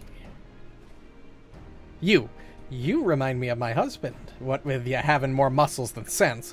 If you're so keen on making yourself useful, why don't you run to the markets and bring me some fire crystals? Keeping my dear boy warm is key to fighting off the zombification. Let's see, I believe 20 crates or so should suffice. I am a warrior, not, yes, milady. Yeah, I wouldn't say no to her, lest you want to fucking find the bad end of a frying pan again. I say, Enkidu, the burden we must bear simply to secure my long-awaited final confrontation with the Warrior of Light. That said, the events of today have given me cause to reflect. Evelyn and Hildy both. Oh, to be blessed with such veritable legions of friends and tried and true. But alas, not I. No, only one true friend I have ever known, and she is long lost to me. You are a fine bird, and have given me great comfort in my travels. But you will never be, Enkidu, my one and true companion. Oh, my friend, were you here with me, even she could not stand against our combined might. Oh, Enkidu, wherever you may wander, hear my words and return here to my side. Enkidu, do you hear me? Enkidu!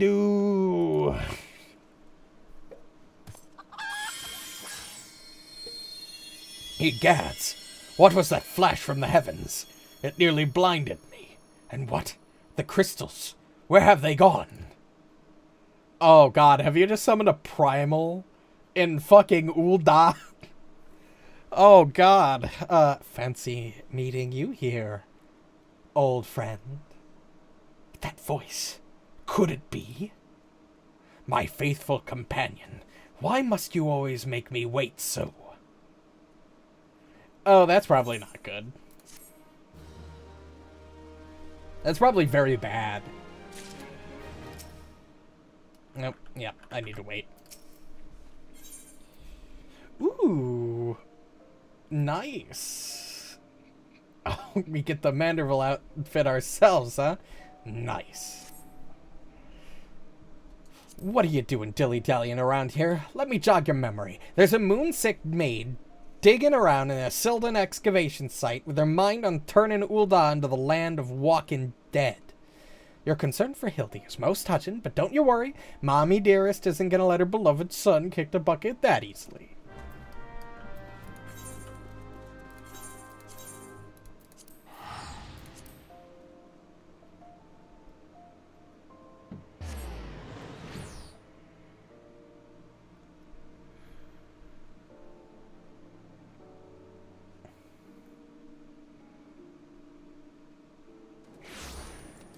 Hopefully Ellie sees a reason.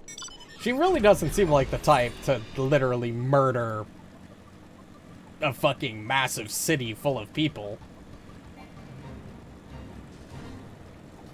But then again, I guess it's not entirely out of the realm of possibility. We've managed to track down Miss Ellie just up ahead, where your friends watch over her as we speak. Yet no matter how many times we try to reach out to her, she refuses to so much as answer. Needless to say, we considered physically incapacitating her, but that crate she's sitting on isn't just a makeshift share. It's filled to the brim with the traitor's spurn. One misstep and the consequences could be dire indeed. You are our only hope. Even in our single-minded rage, surely the time you spent together must still count for something.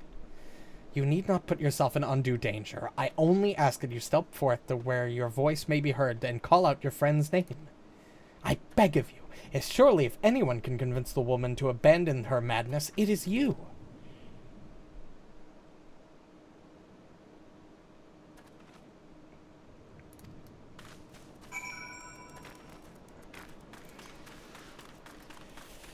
Okay. Chat mode is already insane.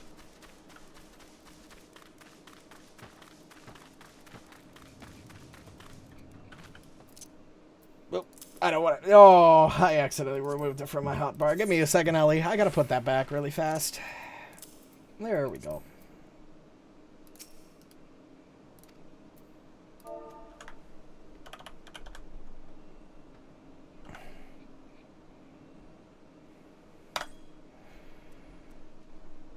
Nice.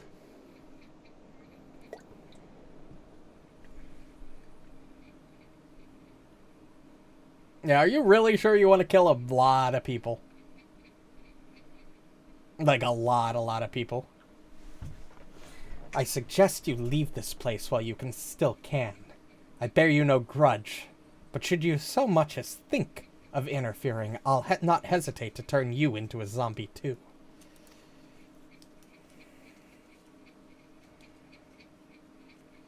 So it was you after all. Consider me disappointed.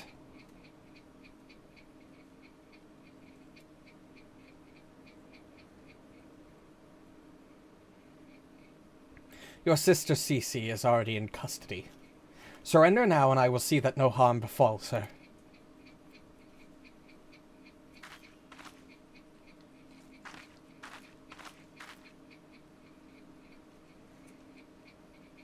She doesn't have the dust. Tackle her or something. She's off the box. Do something. Don't just stand there. How little you understand us, Inspector. Then again, how could one born into a life of power and privilege ever hope to understand? Cece and I have no family, no friends, no fortune, nothing. Two sisters against the world with our only quest for justice to give us meaning. Long ago we made a vow. Should the worst happen, our mission takes priority over all. Yes, over our own wretched lives. Never mind, she's still got some dust. Do you see now? Anything I might have once had to lose. Not I lost long ago. Now stand down or suffer the same fate as the Uldan dogs you would defend. Ellie, stop this madness. I'm sorry, Inspector.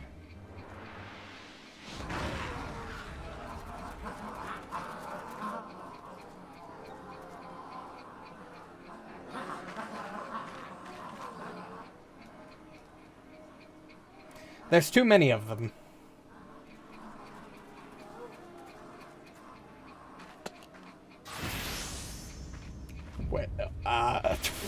Where the fuck did your clothes go?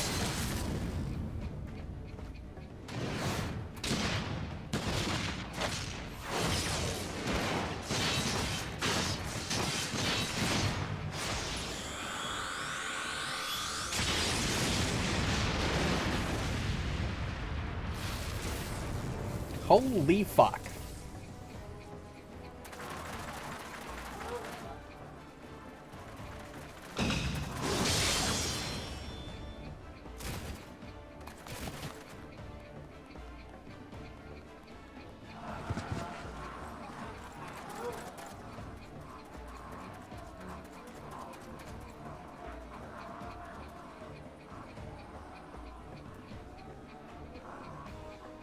You only delay the inevitable. I have an entire legion of the undead at my beck and call. Face it, it's only with Inspector Hildebrand's ridiculously good fortune that you even made it this far. And he's as good as 6 fulms under. Be forewarned, girl. Know that I speak from experience when I say, underestimate Hildy, and you do so at your own peril. I'm afraid you underestimate me as well. No mere splash of holy water can stave off the effects of traitor's spurn. I fear the good Inspector's luck has finally run out. Those balls. Is there's no end to them? I'm not liking our chances. Greg, was it?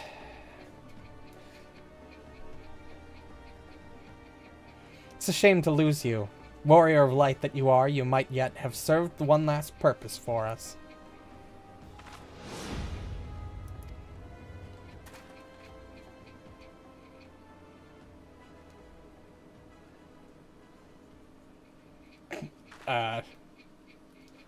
they're the gentleman zombies the whole time.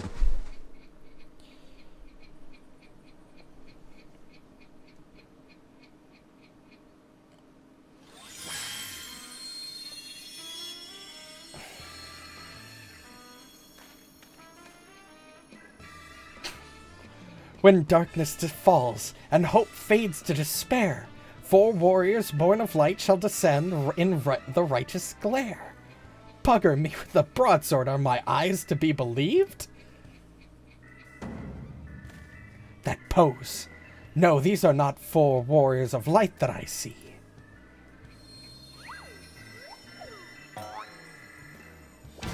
They are 4 gentlemen of light.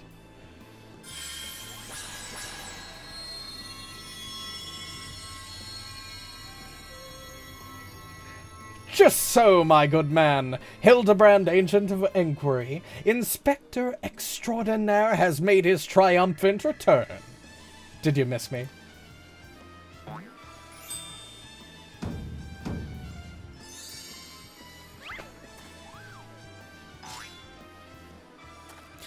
Aye, we meet again, girl. Tell me you've got my snurble tonic, or I'll fashion myself a wig from your lovely locks after I've ripped them clean from your bloody head. Gee, what the fuck, dude? Oh, hello there, Mr. Alizar. Corey, you're looking absolutely resplendent today. Impossible. The holy water couldn't have cured him. It didn't. Fortunately, our overlord spent quite some time building up an immunity to zombie powder. When we heard that Master Zombiebrand was at risk of joining the actual dead, we knew we had to take action. An immunity to... I'm just going to pretend that that makes any kind of sense.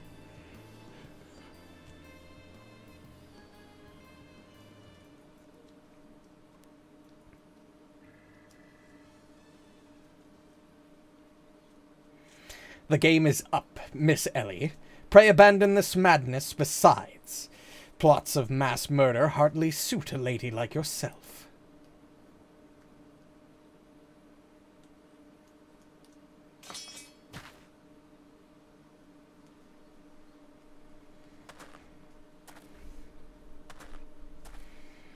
It's over. It's all over, Inspector Briardine. You said there was something you would tell me when it was all through. I imagine you have no words for me now. Ellie, your powers of deduction are wanting. You said that you had lost everything and everyone you had to lose, did you not? As for me, I have found someone with whom I never intend never to part.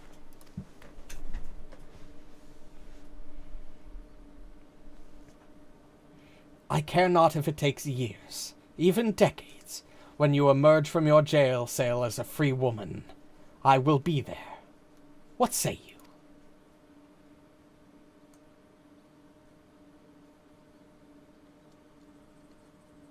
Aw, how cute.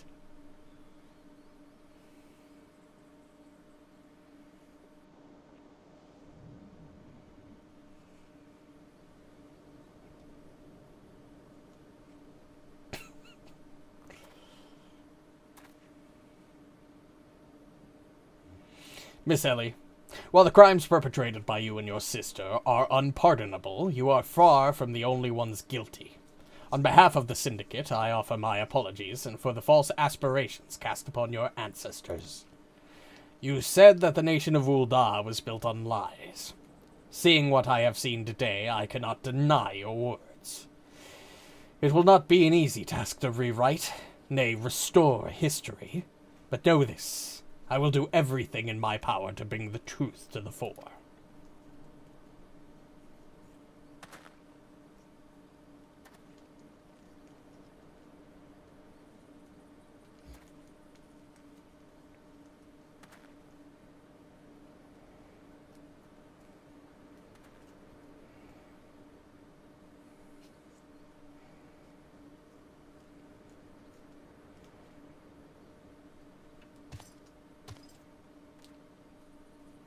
Are we not forgetting someone here? And by someone, I mean me.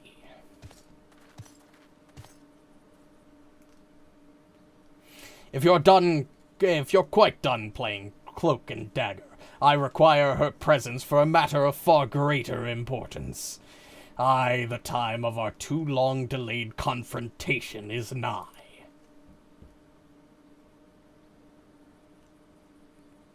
Why the long face, friend? Ah, but mayhap this will have you singing a happier tune.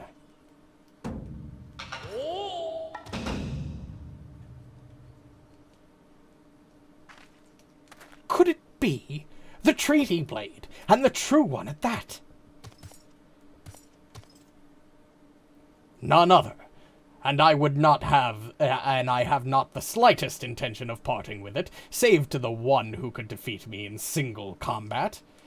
Ah, but I misspeak. It will not be single combat this time. Is that Q, my old friend?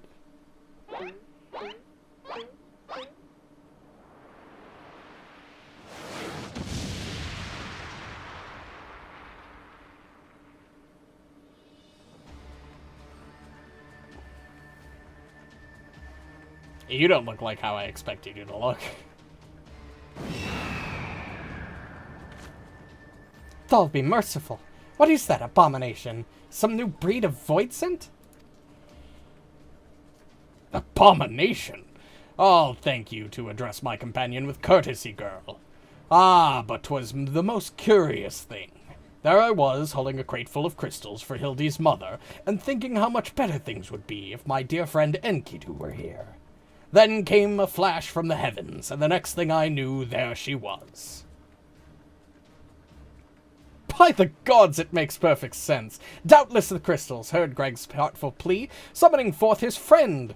Nay, no mere friend, but rather the primal Enkidu. And the world has now completely and utterly ceased to be bound by the laws of logic. You may have bested me in the past, but facing the two of us together will not prove so easy a task. And yet I trust you will not shirk from the challenge. I, Enkidu, and I shall await you at Ampador Keep.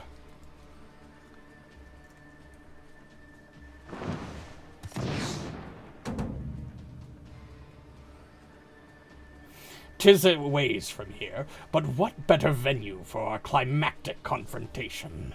If you would claim the treaty blade, then claim it from me as a warrior. To the skies, Enkidu! To the skies!"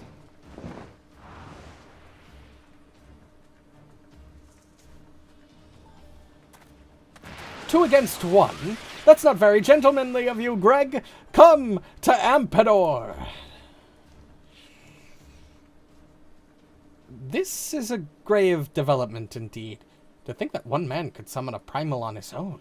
I must send words to the Scions at once.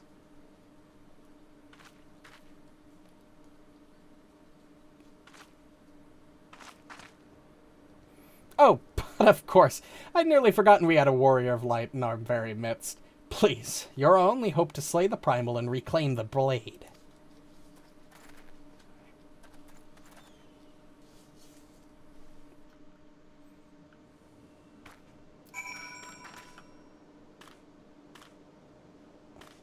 Alright, well, let's go to Ampador Keep.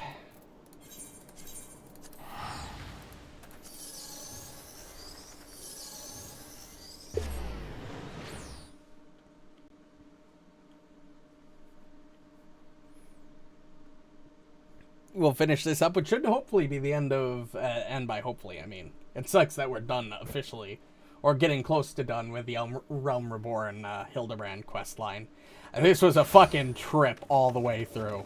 I know we're not done yet. There's more every expansion, but this was a fucking trip.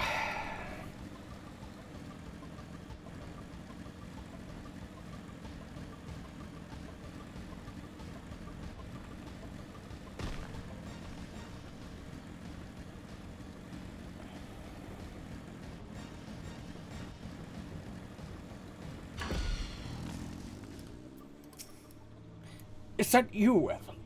Pray forgive me, I was right on Greg's trail when I encountered a subterranean curiosity that demanded my immediate attention. I will be concluding my investigation forthwith, but in the meantime, might I trouble you to entertain Greg and his primal friend in my stead? Together we will reclaim the treaty blade from that knave. Yes, just go on ahead. I'll be along directly.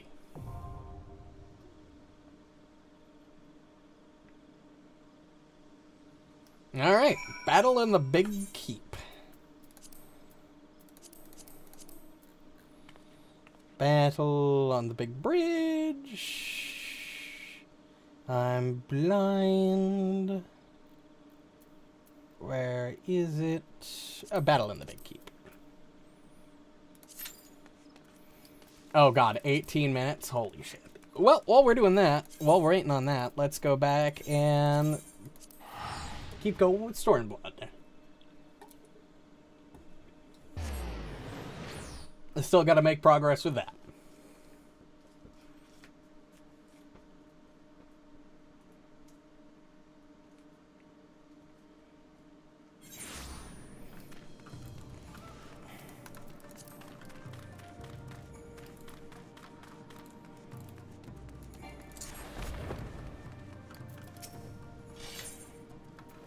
Ooh. Oh, I thought those were daggers. Nope. Gunblade. That's okay. Should you wish for further employment, mayhap you could speak with Alice. I believe she was planning on to search the surrounding area for Imperial patrols. If you go now, you may be able to catch her before she departs.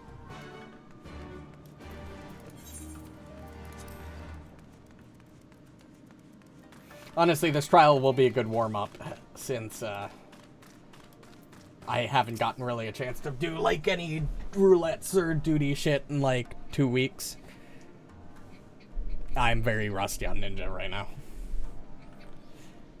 Alphinaud told you about my plans, and you wish to come with me. Well, far be it from me to refuse you. If truth be told, I'm not entirely sure what I expected to find.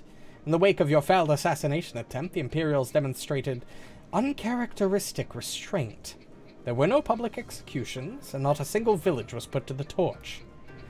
But, as I mentioned earlier, our latest intelligence does suggest a purge is imminent. For all we know, they could be out in the field, even as we speak, surveying their targets and making plans. If so, we need to put a stop to it. Let us begin our search in the north.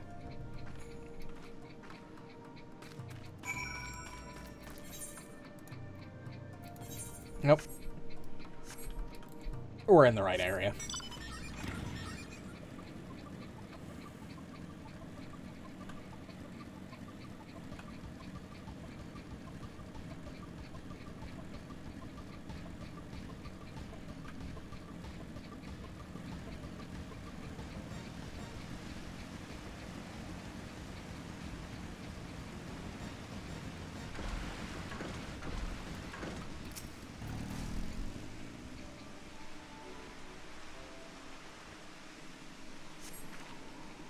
All quiet, for now.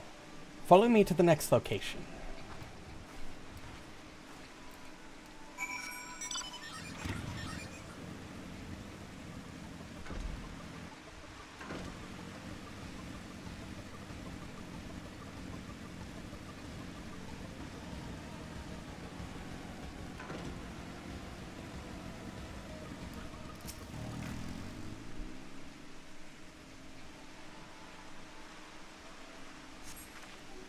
No Imperial patrols near our headquarters.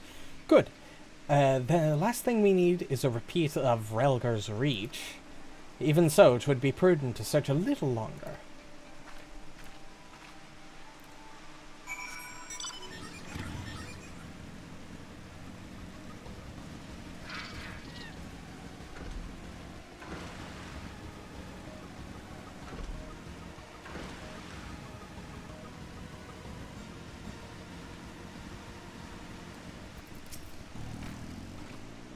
Not exactly the enemy I was worried about.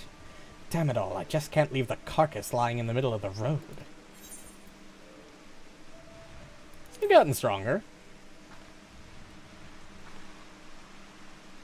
Next to you, I feel like a child playing at swords and sorcery, though mayhap it suits me better than books. I owe much to a Makote I met on my travel, who was a master of these techniques, and kindly agreed to teach me the fundamentals. But I never could warm to common rapiers. I vastly preferred using a blade of my own creation, despite the toll it took on me. Orionja's gift was a godsend, to be honest. Anyway, we're falling behind. We should split up and try to recoup some lost time. We've heard rumors of Imperial soldiers skulking about disguised as villagers. One of them supposedly spotted near the ribbons, to the south of here. Go and see if there's anything out of the ordinary.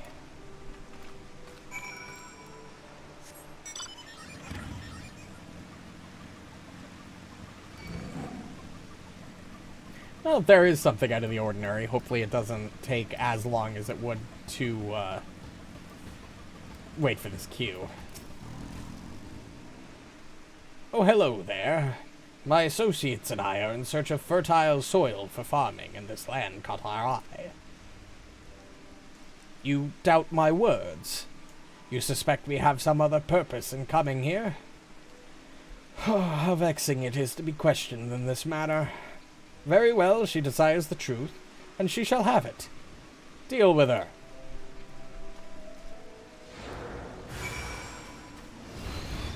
Sorry, I've got my umbrella still up.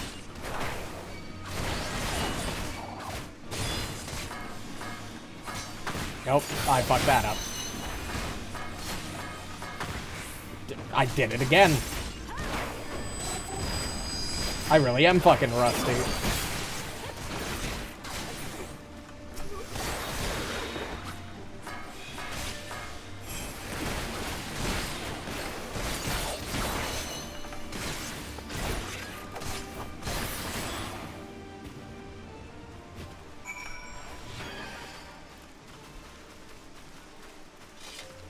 Just flubbing up all of my fucking key presses, apparently.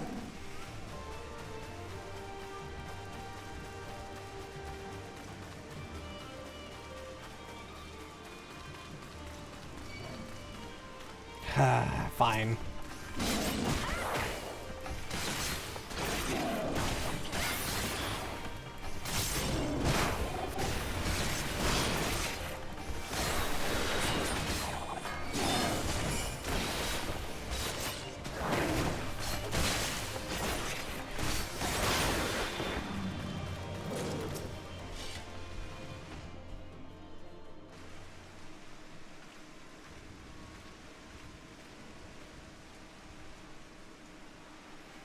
I saw them attack you, while this one fled.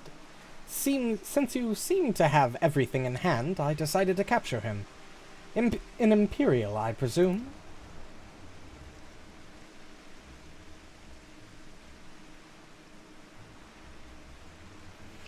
I knew it would come to this, but at the hands of a Westerner, a Doman would at least know the rights. You think you understand, but you do not. She will burn it all before she surrenders. She will never kneel again, nor should she.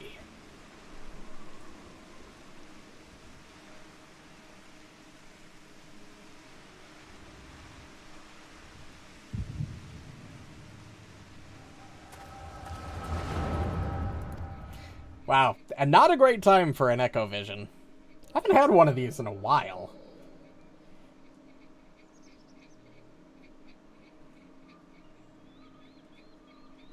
Rest assured, the Norai will receive due compensation. Young Asahi has great potential, that much is plain. If he applies himself, he may one day be granted the opportunity to go to Garlemald and learn from some of the leading authorities in the field of Magitech.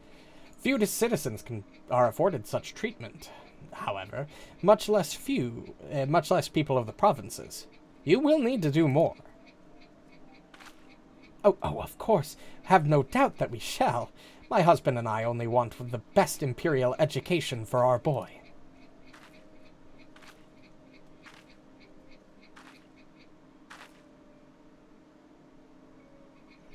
I've finished planting the rice, Mother.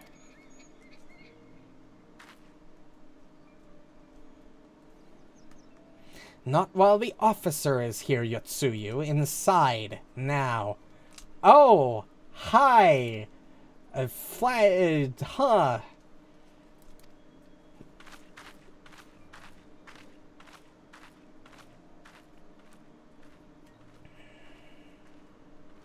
You did not mention that you had a daughter.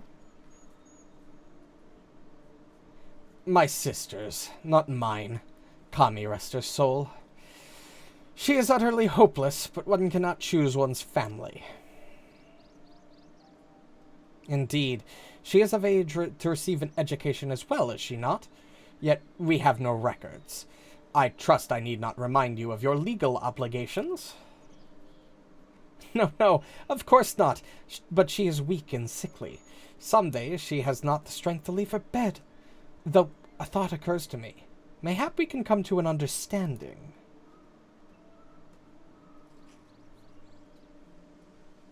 Weak and sickly, but you have her out in the fields planting rice?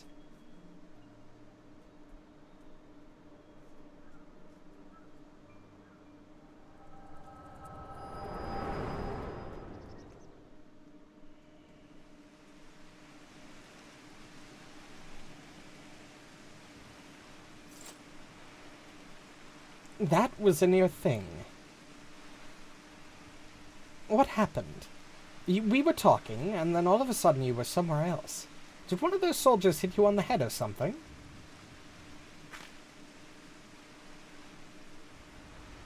Well, if you say so, we should go and tell the others what happened here.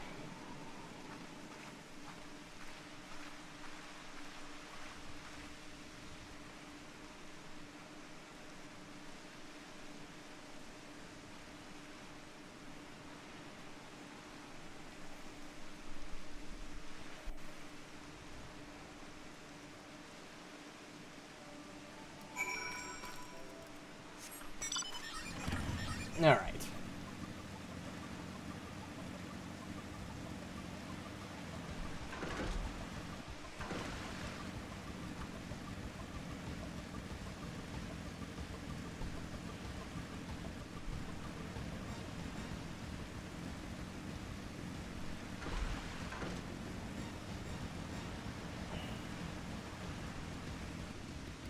Odd.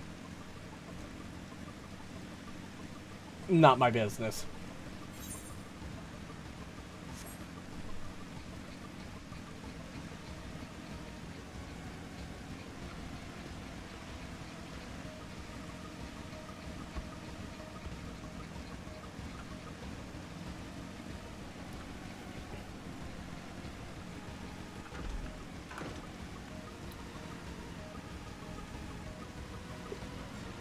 Seems to happen a lot.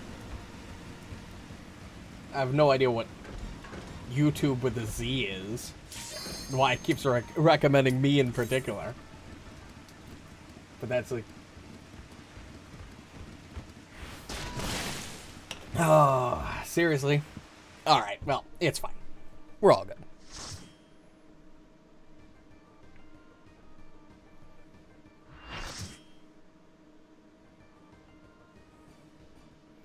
Alright, battle at the Big Keep.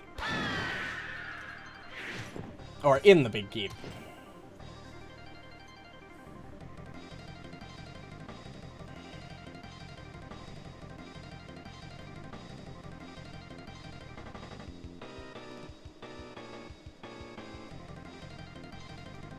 Yeah, that's not gonna happen.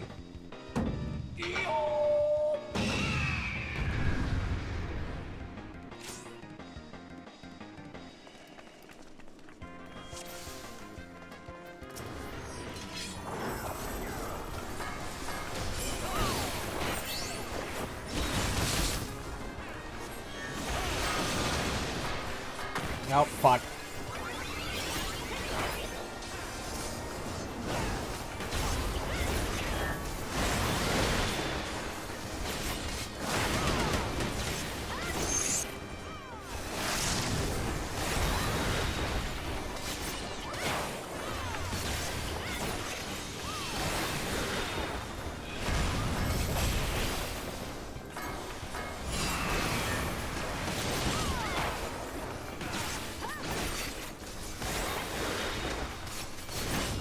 I should probably zoom out so I can actually see what's going on. I have no idea what that line is. I haven't seen that mechanic in enough fights to know what to do about it.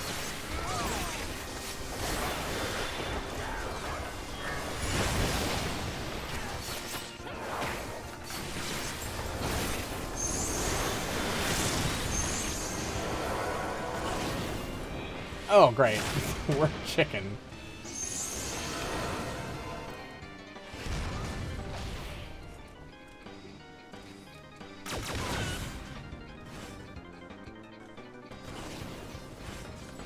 I love the sheer absurdity of the fight mechanic. Oh. Wait. I wasn't expecting that.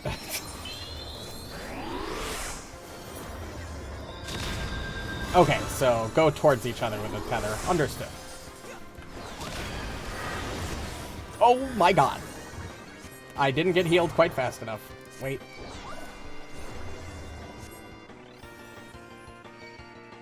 Thank you. Normally I'm not this much dead weight.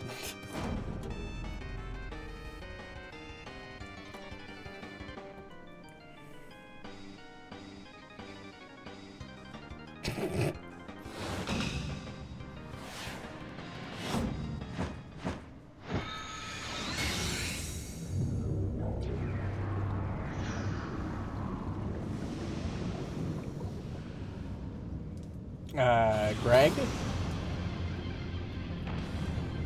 Oh, hi.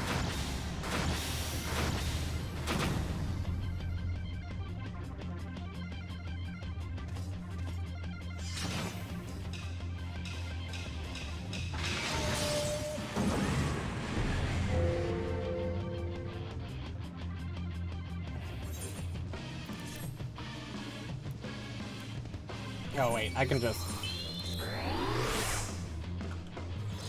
Perfect.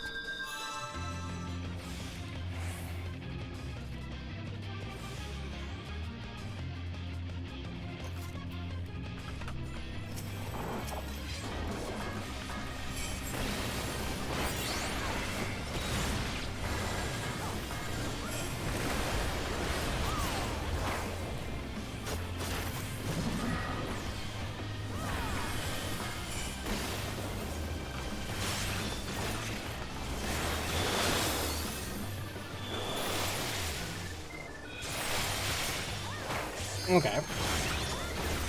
That wasn't too bad.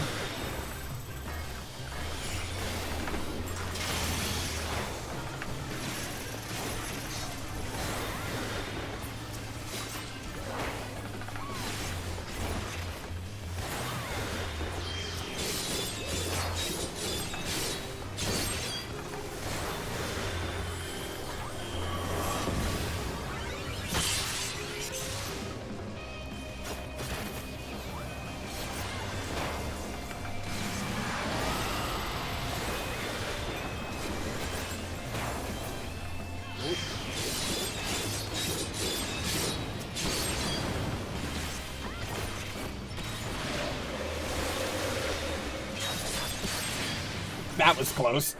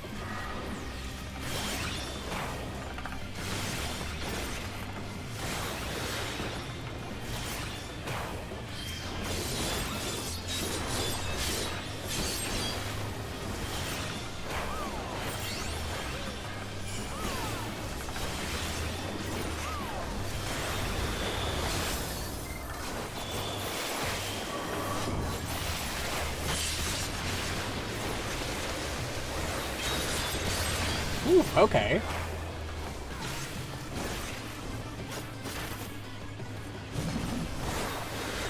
certainly wasn't a warm-up as it was straight into the deep end. This was a lot more difficult than I expected it to be given the last trial with this guy.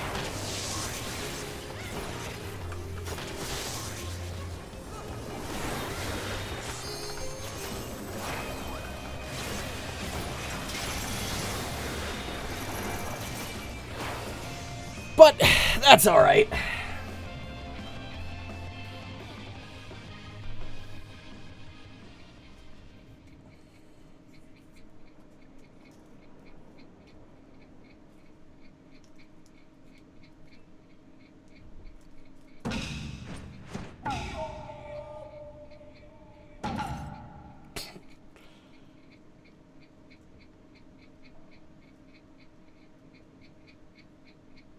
What?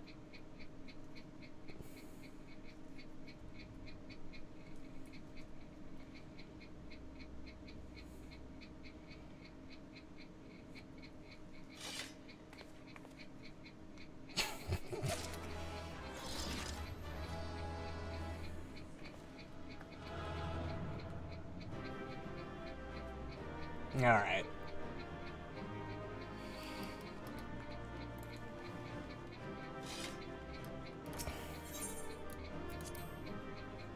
Hey, commendation. Even though I played like utter dog shit, I probably didn't deserve it, but I appreciate it nonetheless.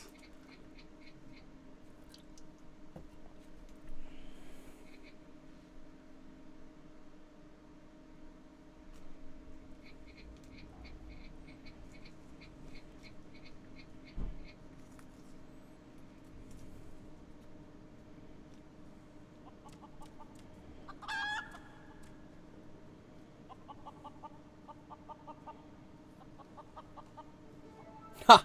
Not! Ha! I lied again.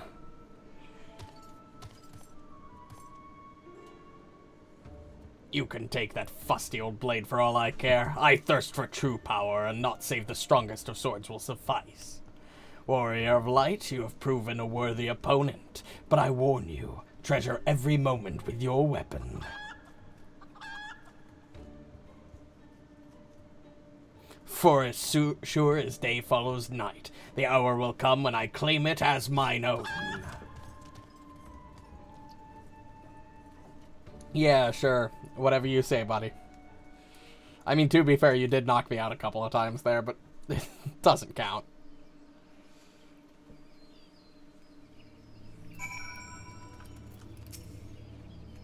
What ho! Have you seen Greg and his oversized avian companion? Lead me to them at once, and we shall deliver the coup de grace together. The battle has already been won. That is triumphant news indeed. Clearly, the lessons you have learned from me have not been for naught. And what's this you say? The treaty blade lies hidden somewhere in the nearby wood? Worry not, my ever-loyal associate, for no buried treasure will escape the keen eye of Hildebrand, agent of enquiry and inspector extraordinaire. Now, which way was the forest again?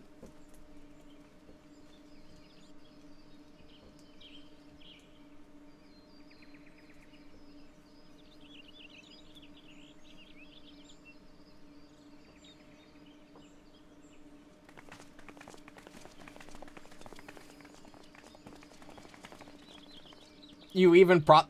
Was bringing the prisoners with you really that necessary? Also, you found... Oh, God. What news of the Primal and the Treaty Blade?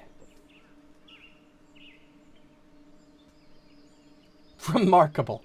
I knew the Warrior of Light would emerge triumphant. Let us hope that Inspector Hildebrand enjoys similar success in finding the blade. Such design, such craftsmanship. At once bold and powerful, yet sensitive and refined.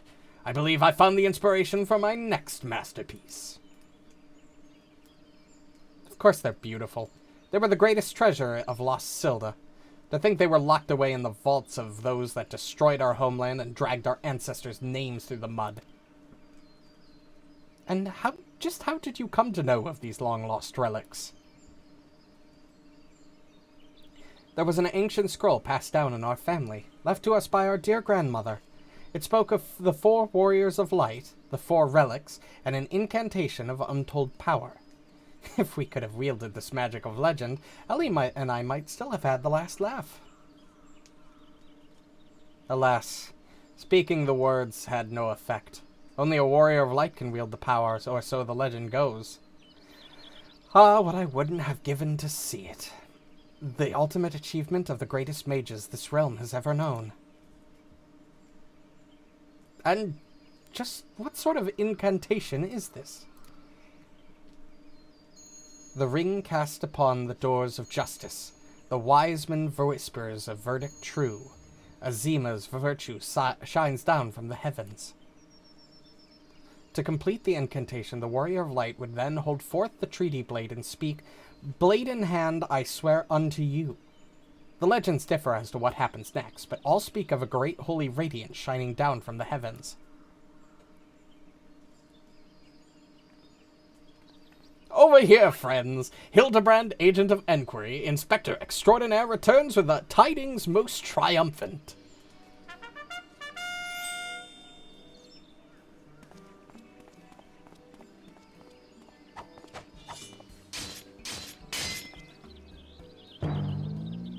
Behold, safe in my hands, none other than the treaty blade, and the real one this time, I swear unto you. Yes, yes, just like that. I swear unto you, then... My word, whatever is this odd tingling sensation? Ridiculous! Hildebrand isn't a warrior of light. He's just some fool who thought he could stop the lesser moon with his own bare hands. It would seem the treaty blade is just as confused as the rest of us. No. The light. Someone stop it. I won't stand to see the legendary power of our forefathers wielded by this muscle-bound buffoon.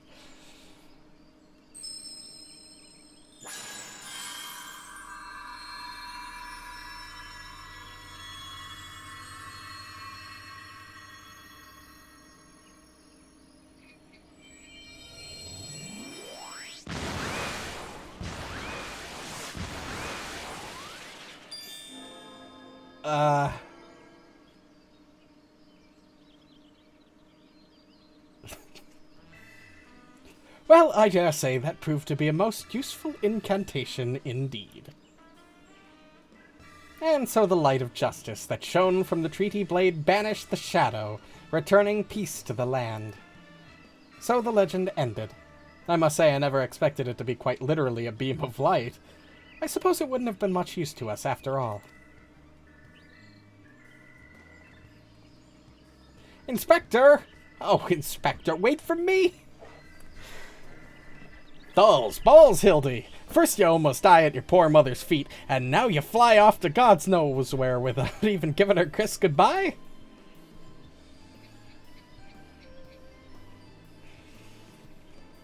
Oh, it appears that a case of wanderlust has once again struck Hildebrand, as it has many a Mandeville man before him.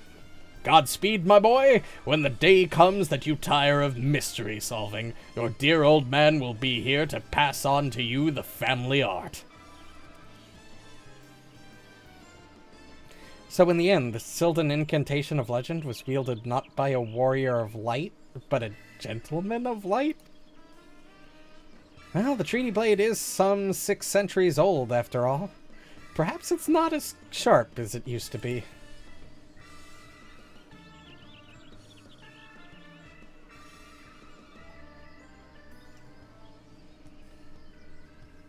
The magic that brought peace and happiness to the people of Balladia. It was every bit as beautiful as I imagined. To think I would see it with my own eyes. It's nothing short but of a dream come true. He bumbles and stumbles through yet another case, and he still manages to make a girl's dream come true.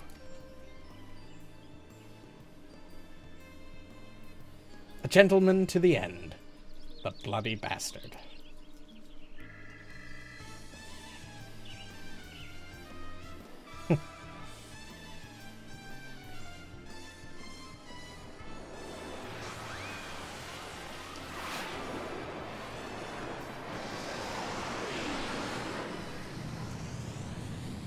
What is this?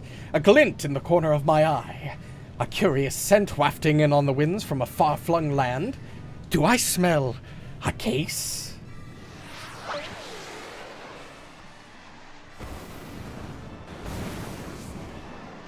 Worry not for me, my friends, for wherever the wronged want for succor, I, Hildebrand, shall be there. I didn't read the last part. It went by too quickly. But what a fitting ending. Literally flying off into the sunset.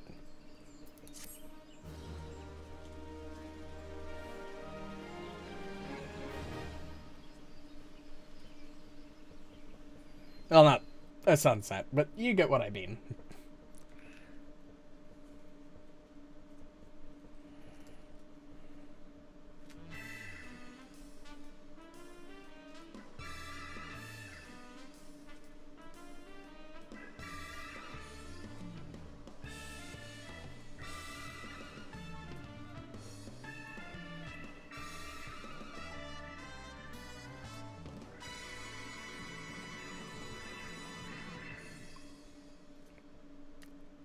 Yes, he will. Yes, he will return. But not for a bit, because I want to get through the Stormblood MSQ first before I go back and do the Stormblood and, and Heaven's Word ones.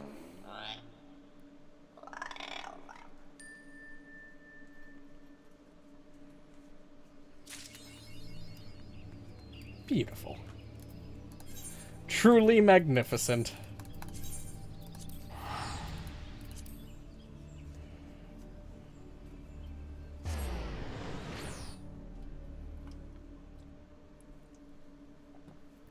That case took a lot longer than I was expecting it to. I was expecting it to maybe take up the first, like, hour 15 of the stream, and that would give me, like, over 2 full hours to do Stormblood, but, well, it took, about an hour longer. So, we're probably not going to get that far into Stormblood tonight, because I do have to be in bed by, well, I have to go to bed by 11. And by go to bed, I mean get off by 11, but you get my point. That still gives us about an hour. Thank you. You didn't have to come with me, but you did, and for that I am grateful. I told the others of our encounter with the disguised soldiers. Though we disposed of the bodies, it's only a matter of time before their comrades note their absence. As if we needed any more reason to act quickly. Are you sure you're all right, by the way? You've been awfully quiet since we returned. I'll take the gunblade.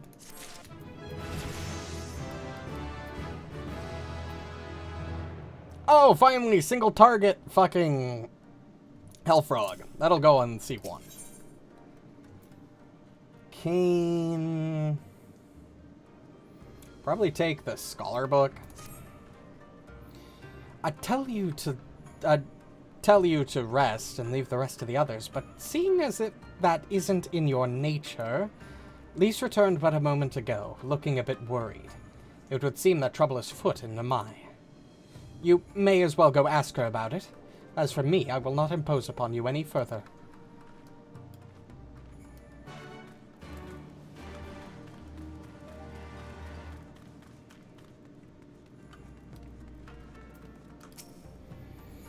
We've barely got enough armor as it is, huh? Oh, you're here to help? That's a relief. I've been trying to help the villagers in Namai get ready for the operation, but we've run into a few problems. You remember how we're supposed to stir up trouble as a diversion, right? Well, the thing is, we don't have enough armor to go around. I thought the Doman Liberation Front would be able to furnish us with some, but it seems that's not the case. I was about to go and tell Issei. Why don't you come too? Yeah, I'm sure we can figure something out. Where are we going? Oh, right. Up to Issei. Let's go out the waterway. So I don't have to waste an Aetheryte ticket. Oh, yep.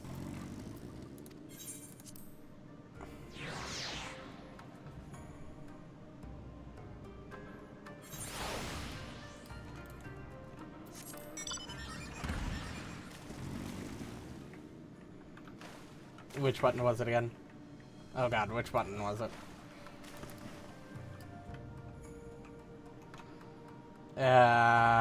Enter? Shift? No? Okay, well, I gotta look up the keybind apparently. Keybinds. Dive. Control spacebar. I knew it was either control or spacebar. I guess it was both.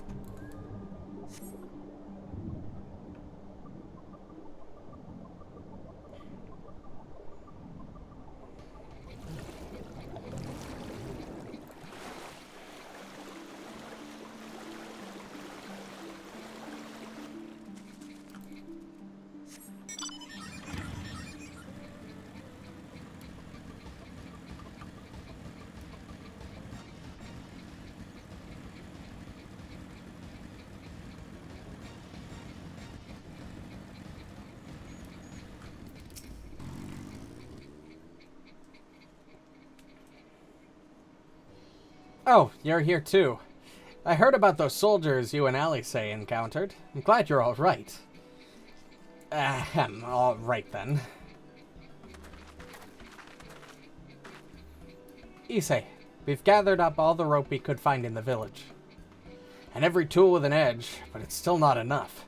Even a hoe would suffice, but there is no room to, or no more to spare. Thank you, Chigusa. Ryosen could use a hand if there's nothing else. As for more tools, I may have some in my home. Go and search it. Take whatever meets your needs.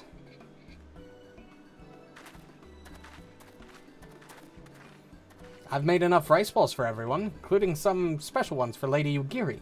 Can I go and give them to her? You silly little girl, of course you can. Hurry, you never know when she'll have to leave on a secret mission.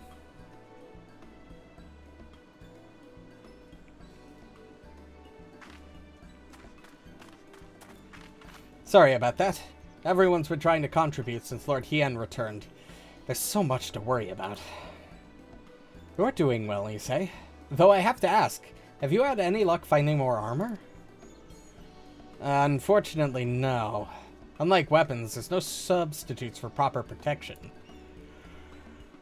It's not as though we need full suits of Imperial plate, but we're not soldiers. If we attack without any equipment, we'll be slaughtered.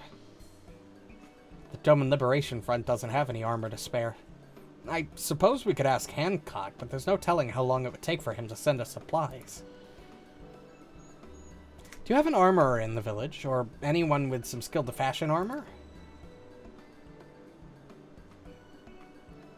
There is one man, a craftsman who fled the Enclave.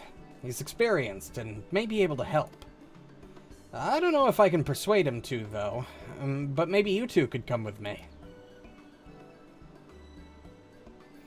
His name is Suranuki, and he lives in Kusakari in the south. Come with me.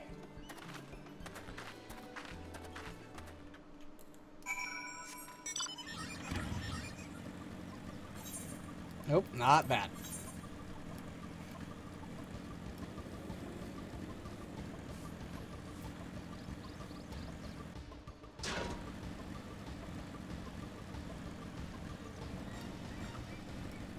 Hopefully there's actually a way to get over there from here. Looks like it, but I can never be very confident about that. Oh yeah, we're good. We're in the clear.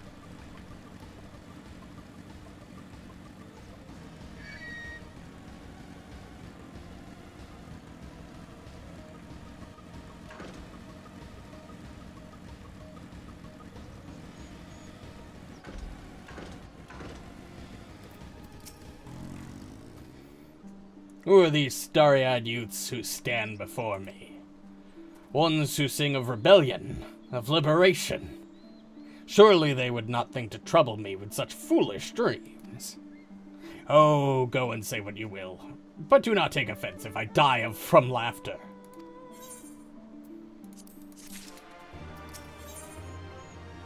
Daggers? Still no daggers. I'll take the dark knight weapon.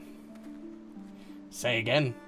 You would have me fashion armor for villagers who wish to fight Imperial regulars. Mad fools charging boldly to meet their deaths. Bring me steel and I shall give them shells to shield their soft bellies. Yes, yes, plates of steel, all that you can carry. The better to shield them from blade and bullet. If only it were so simple, Master Suranuki.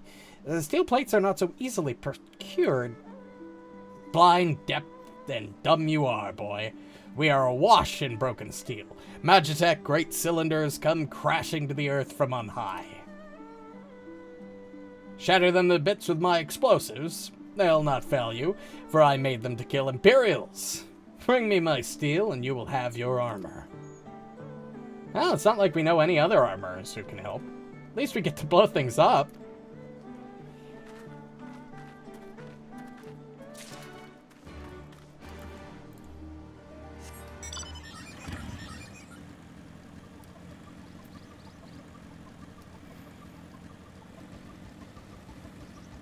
Yeah, I mean, he has a good point. There is literally steel everywhere from all of the Imperials wandering about.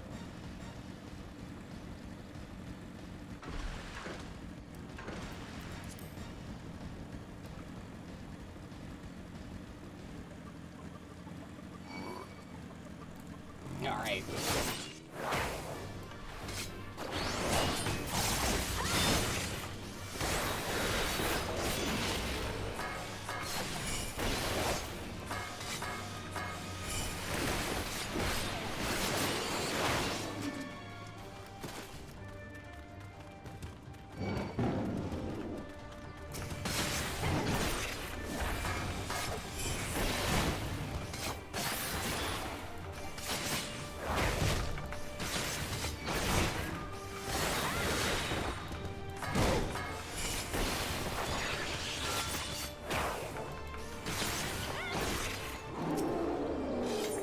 Alright, makeshift bomb.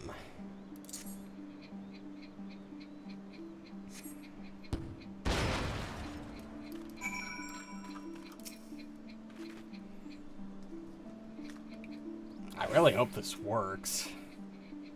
I mean, sure, it is armor plating, but after it was already damaged and then blown up further, I guess you could reforge it, but still.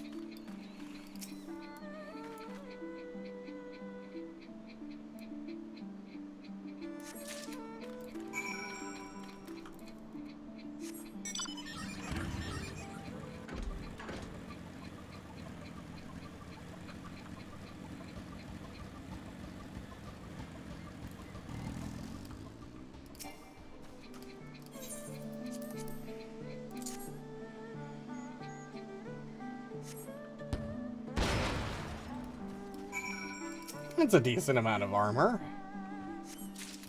Might be enough to forge maybe like 7 or 8 things of plate. Maybe just enough. I mean, that's a good point. You really don't have a lot of options for armor in this sort of period outside of the Garleans with their highly advanced tech. So, it's better than nothing, I guess.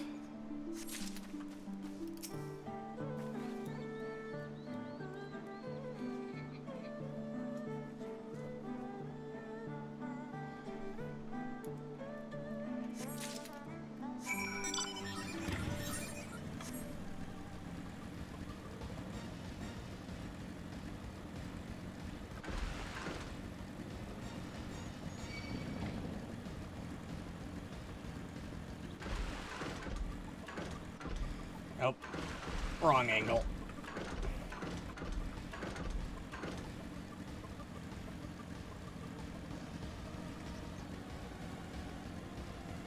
That's also a fair point. Yeah.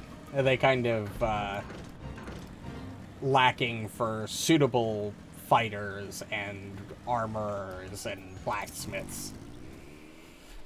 You have the many plates of steel I demanded? Show me. 15 plates.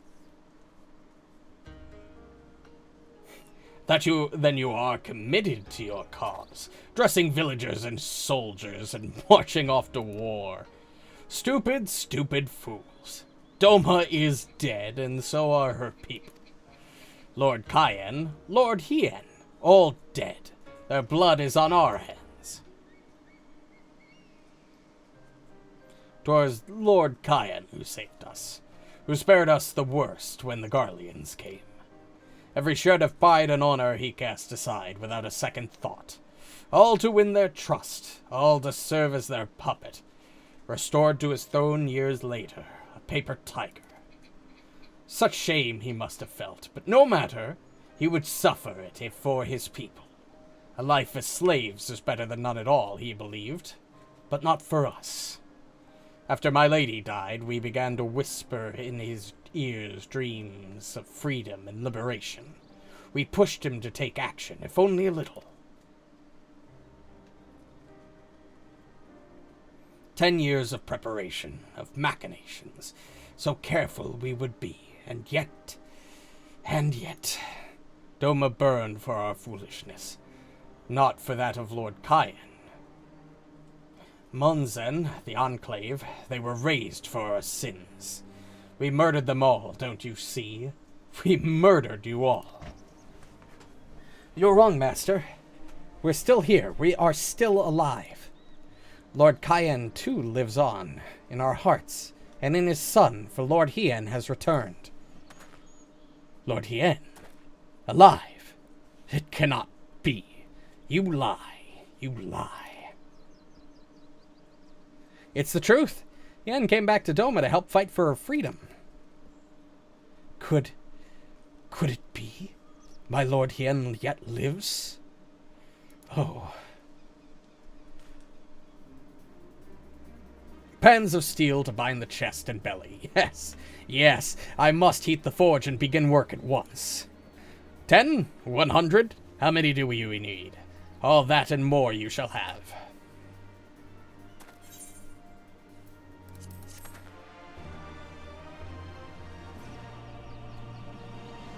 Slowly bringing hope back to this place.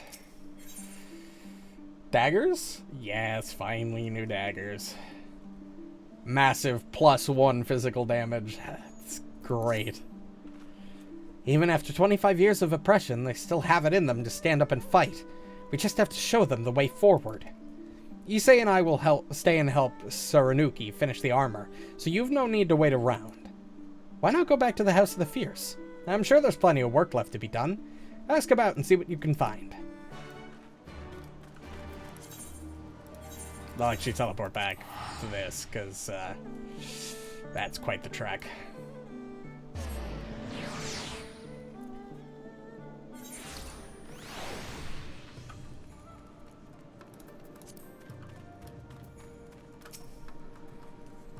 Everything is in order, miss. Under Lord Gasetsu's sage tutelage, we grow stronger by the day.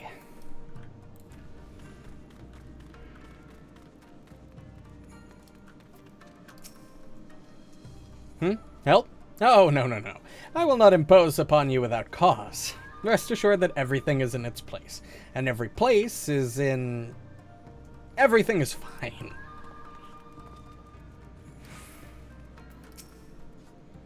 I require no assistance, comrade.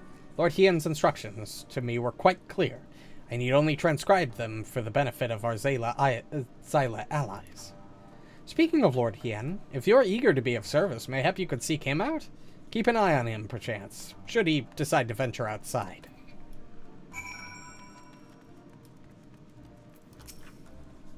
Let me guess. Someone asked you to act as my protector. Ha! To hear them mutter, one would think I intended to stride up to the castle gates on my own. The truth, of course, is rather less dramatic. I had hoped to look on the castle one last time before the battle. Would you care to join me? You would be setting a lot of fretful minds at rest.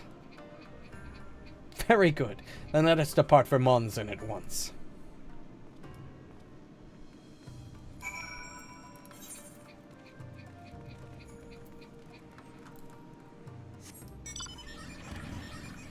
Alright.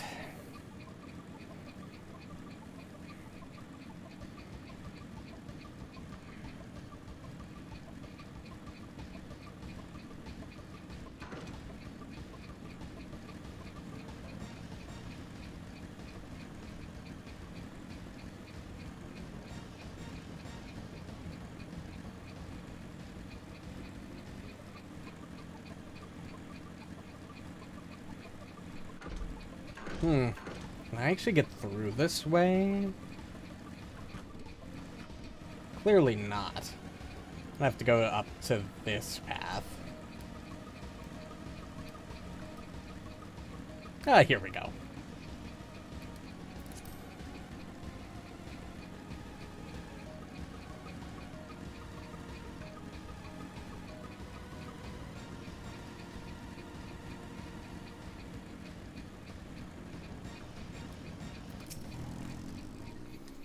Monsen was home to many great and powerful families. Men of honor, samurai, once. Great swords were raised and people put to the sword. But little remains stands as a testament to what was, and what will never be again. Come, I would take a closer look. Sure, except for the fact that there are these fucking metal robot sentries everywhere.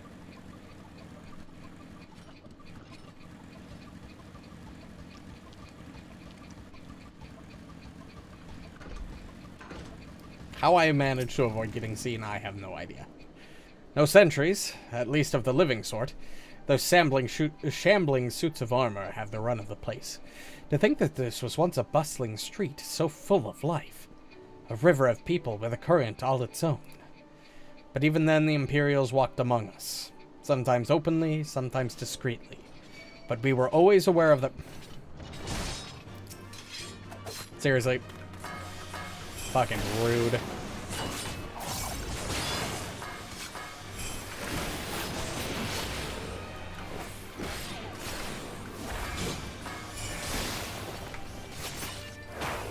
I was trying to have a conversation. He did what he had to preserve the peace, to keep our people safe. But at what cost? Forgive me, this is neither the time nor the place for such dark musings. Though they did serve to remind me of the barracks, which once stood to the west of here, where there may yet be weapons our comrades could use. If you head down that street, past those makeshift barricades, you will come to the ruins. I will search elsewhere. Meet me at the water's edge when you have finished.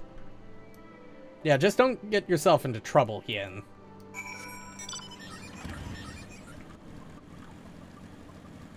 It'd be really bad if after I was sent out, you know, to keep an eye on you if you were to end up dead. It'd kind of be a whole killer on the plan here.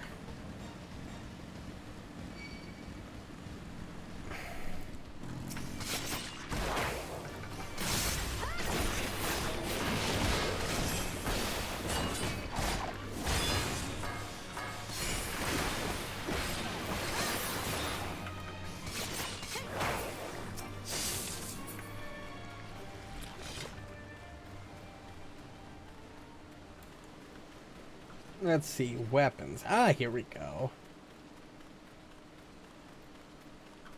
A lone katana.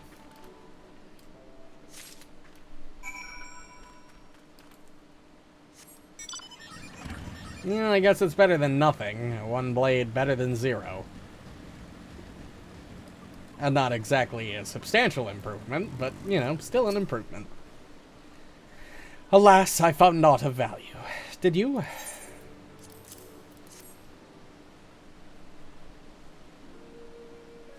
Still sheathed in its scabbard. Though even shielded from the elements, it will need to be cleaned and oiled. I recognize the crest. It belonged to the son of a samurai I trained with when I was young. He never even had the chance to draw it.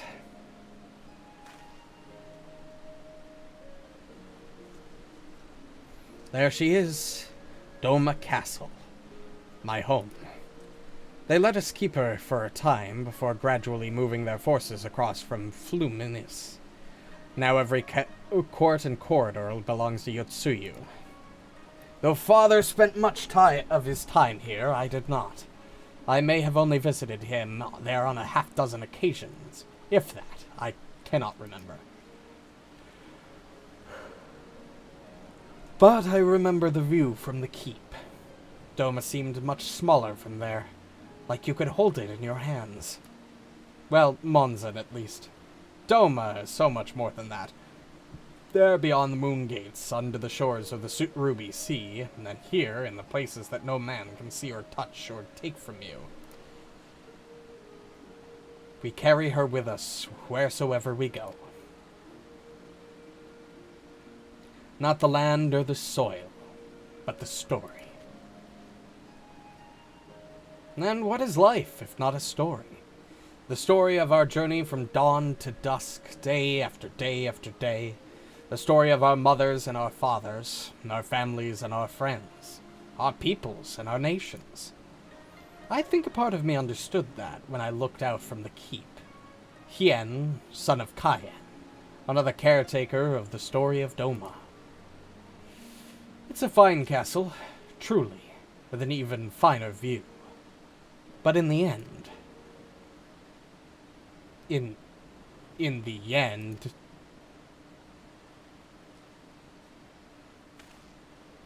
Kami, strike me down. How could I be so blind? We must return to the House of the Fierce at once. I've had what can only be described as a revelation. Ours is an excellent plan, but not so excellent that it cannot be improved. And I know how. Daggers.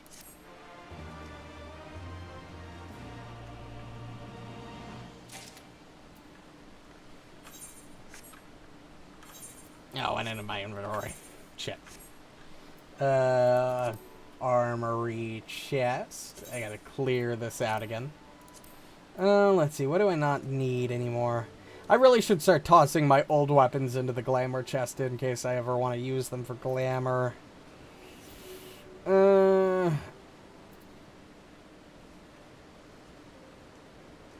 We'll toss...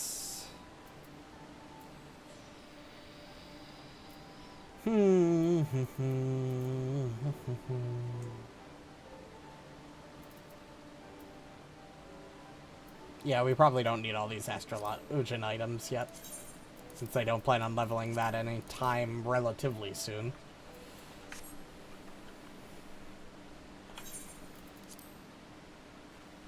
Equip.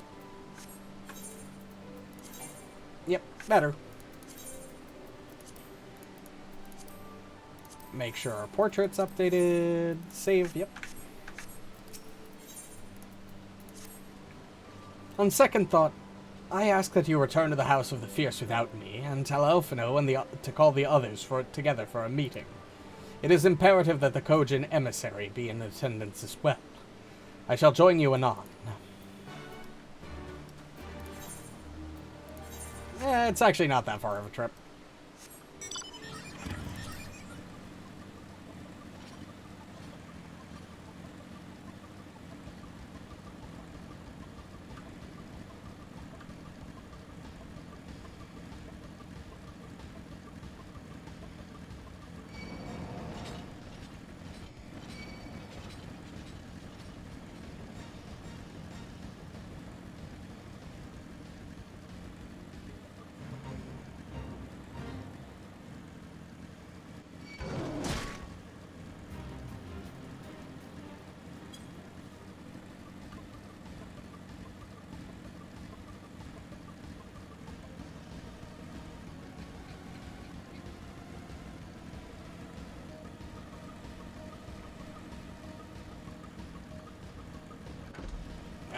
I need to find the entrance back in.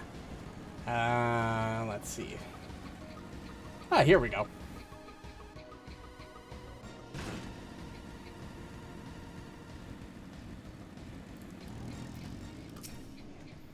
Lord Hien wishes to discuss the details of our plan. Very well, if he insists, I shall summon the others at once. As for the Kojin, I believe one of their emissaries was already en route. Nevertheless, I shall contact them to make certain.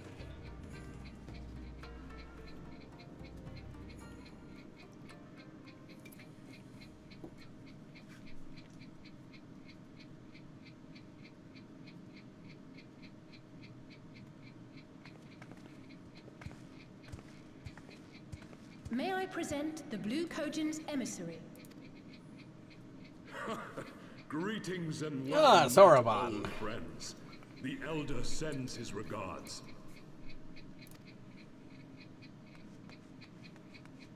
Soroban, it's good to have you with us.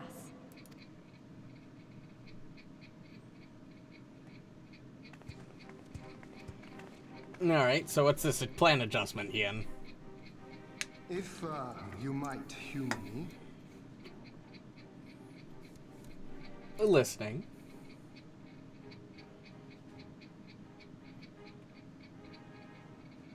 Thank you for coming, Solomon. Doubtless you have already been informed of our plans and the role we would have your people play. However, I seek your counsel as a Kojin of the Blue. Be it by spell or siegecraft, could your forces destroy the underwater foundations of Doma Castle's outer wall? That would give us entrance. Explosives coupled with a few incantations. Yes, that might produce sufficient force. Such a thing could indeed be done. Then I wish to revise the plan. Instead of assisting the Confederacy in securing the Enclave, I would have the Kojin advance upstream beneath the water and breach a segment of the outer wall. I mean to flood Doma Castle. Okay. My lord, the castle is a sacred symbol, the very heart of our nation. To destroy it is unthinkable, unconscionable. You cannot do this. I can and I will if it improves our chances. By flooding the castle, we remove the better part of their forces from the field and force Yotsuyu to retreat to the highest levels of the keep. Tell me that is not a worthwhile trade. That's actually a pretty solid plan. But my lord, that castle was entrusted to you by your father and his father before him. I say to you again, it is the heart of our nation. Stone walls do not a nation make, my friend. Her people do. And as long as we yet live, we can rebuild. So let us only think of this battle, of victory here and now. For without that, we have no future.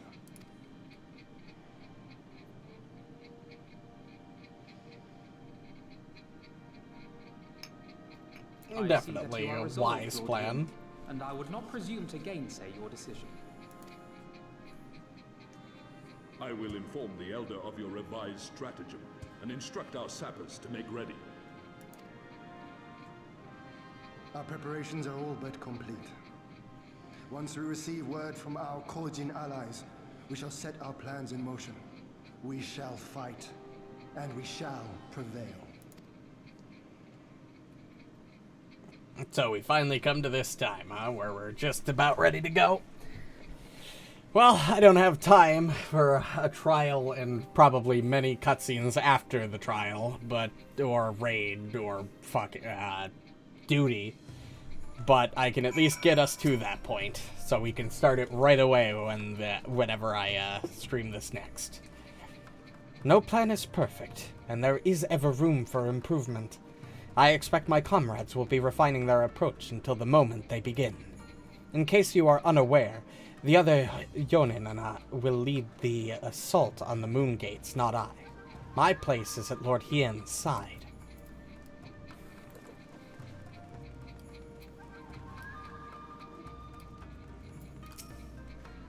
If there's nothing else, I'll head back to Namai. Saranuki's working hard, and Issei's doing what he can to help. But maybe there's more that I can do too. He was like a different person when he began hammering those plates. Younger, brighter, full of life and hope.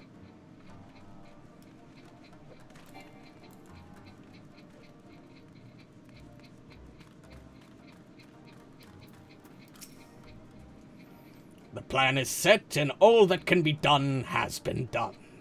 Rest and relaxation are now paramount, for tomorrow we may die.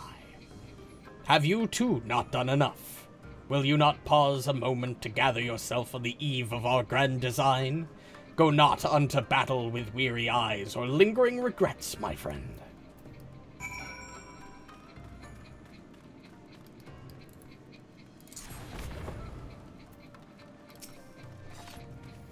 Soroban informs me that the sappers will be ready within the day, which means that we can proceed as planned and attack Doma Castle tomorrow. Considering the key role you will play, I think it only prudent that you refrain from further labors and rest until tomorrow. Agreed? Far be it from me to refuse. We shall speak again in the morning. Take care, my friend.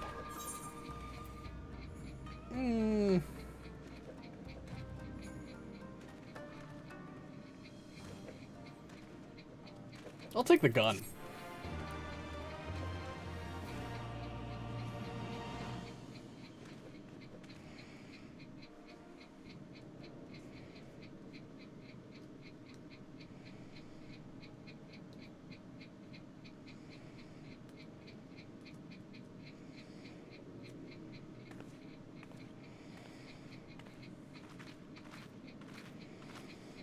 You're awake. I was just, well, they threw me out, actually. Told me I needed to get some sleep. Ready for the big day. Not long now, eh? I'm nervous, of course, but I also feel like I didn't know where I was going, but maybe, finally, To be fair, it's been a bit of aimless wandering. something's gonna change, you know? Really, really change. And when the dust has settled, we'll see what we've won and what we've lost.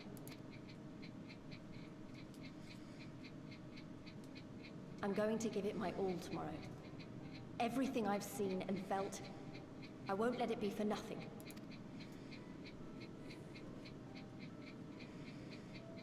Right, off to bed. Don't want to overdo it, and neither should you. Oh, but before you sleep, you should look in on Elfina and Alize. Quietly, of course. Okay.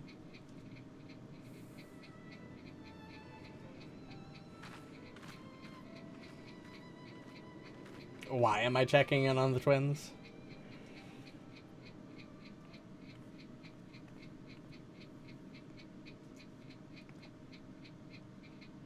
Oh.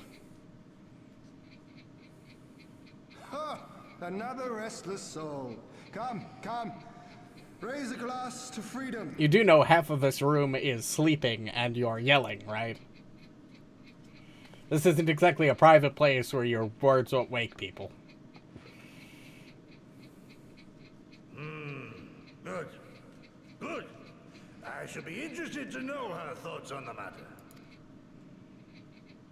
Ah, that's enough, Gosetsu. You'll not convince anyone with your drunken ramblings. We've talked about this, all of us. We are flooding the castle tomorrow, and that's the end of it. I know. I accepted your decision, and I do not intend to go back on my word. Nevertheless, as the battle draws near, I cannot help but recall our many travails, and it fair compels me to speak.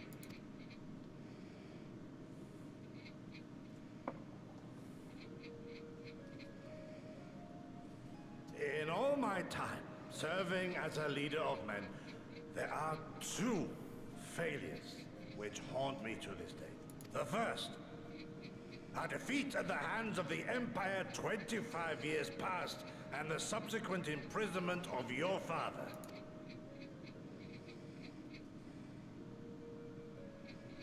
Long did I consider offering up my life in atonement, until Lord Kyan allowed at last to receive visitors called for me, of all people, for my unborn child. He said, for my dearest Shun, live.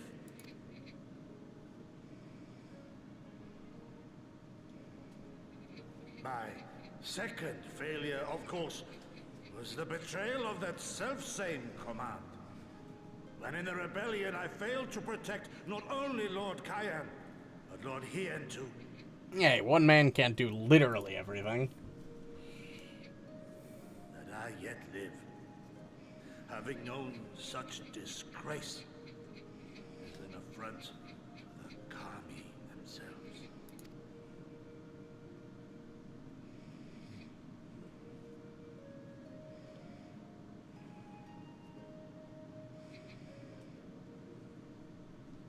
Yet you, all of you, saw fit to grant this shameful creature, this failure, another chance to serve a greater purpose. Thank you for pitying an old fool. It's not pity, buddy. You're gonna do great. An ally amongst the best. Now, it is far too soon for that. Save your tears for the morrow. You may be sure we will have ample cause to shed them, be they for joy or despair. Even that sounds morose.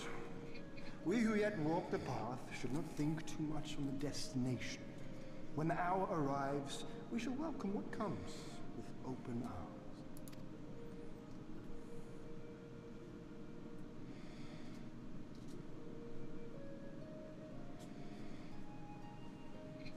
Is right about one thing, though. We have you and yours to thank for this chance. Yeah, don't mention it. All debts will be repaid.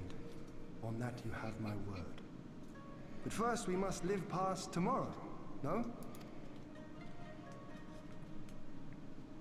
If you've no intention of sleeping, you giddy, you may as well join us.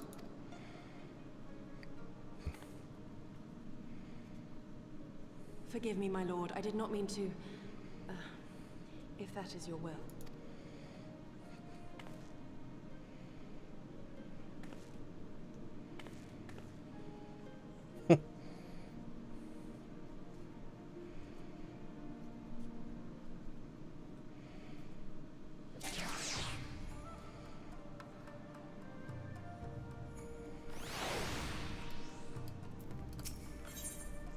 The die is cast.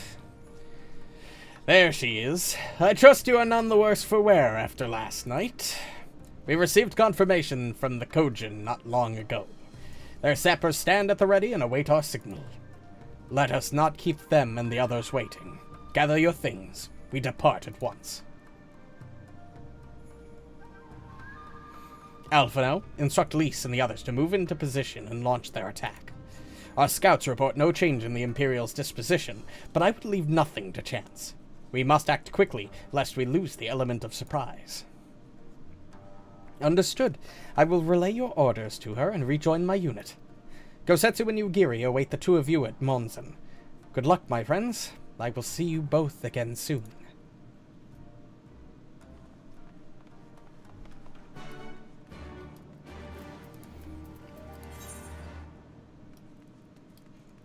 You know, I have a feeling there's going to be a cutscene or two before we actually get access to the final, to the actual dungeon. So I think now's probably as good a time as any. We'll just watch the whole set of scenes and have everything done next stream, which will probably be sometime early next week. Luckily, most of my work problems that have yet kept me away from this have ironed out again, and hopefully will be staying that way, at least at the moment it looks like they will. But regardless, I hate to cut things off early, but I do need to go to bed, and unfortunately, I don't think I could handle a trial as well, or a raid. Fuck, dungeon, that's the word I'm looking for. So, regardless, thanks everybody so much for watching if you still are. I will be back tomorrow night with Final Fantasy XVI, where we'll get a little bit farther in that game. I don't know how far the way we are through it, but I guess we'll see when we play tomorrow. But regardless, if you enjoyed and want to catch more streams, the easiest way to do so is to hit the buttons on your respective platforms, whether that be the follow button on Twitch, the subscribe button, and the bell on YouTube. Those are the only two platforms I stream to. I don't know why I let that off like I was going to say something else, but regardless. I hope everybody enjoyed and have a good night. Bye-bye.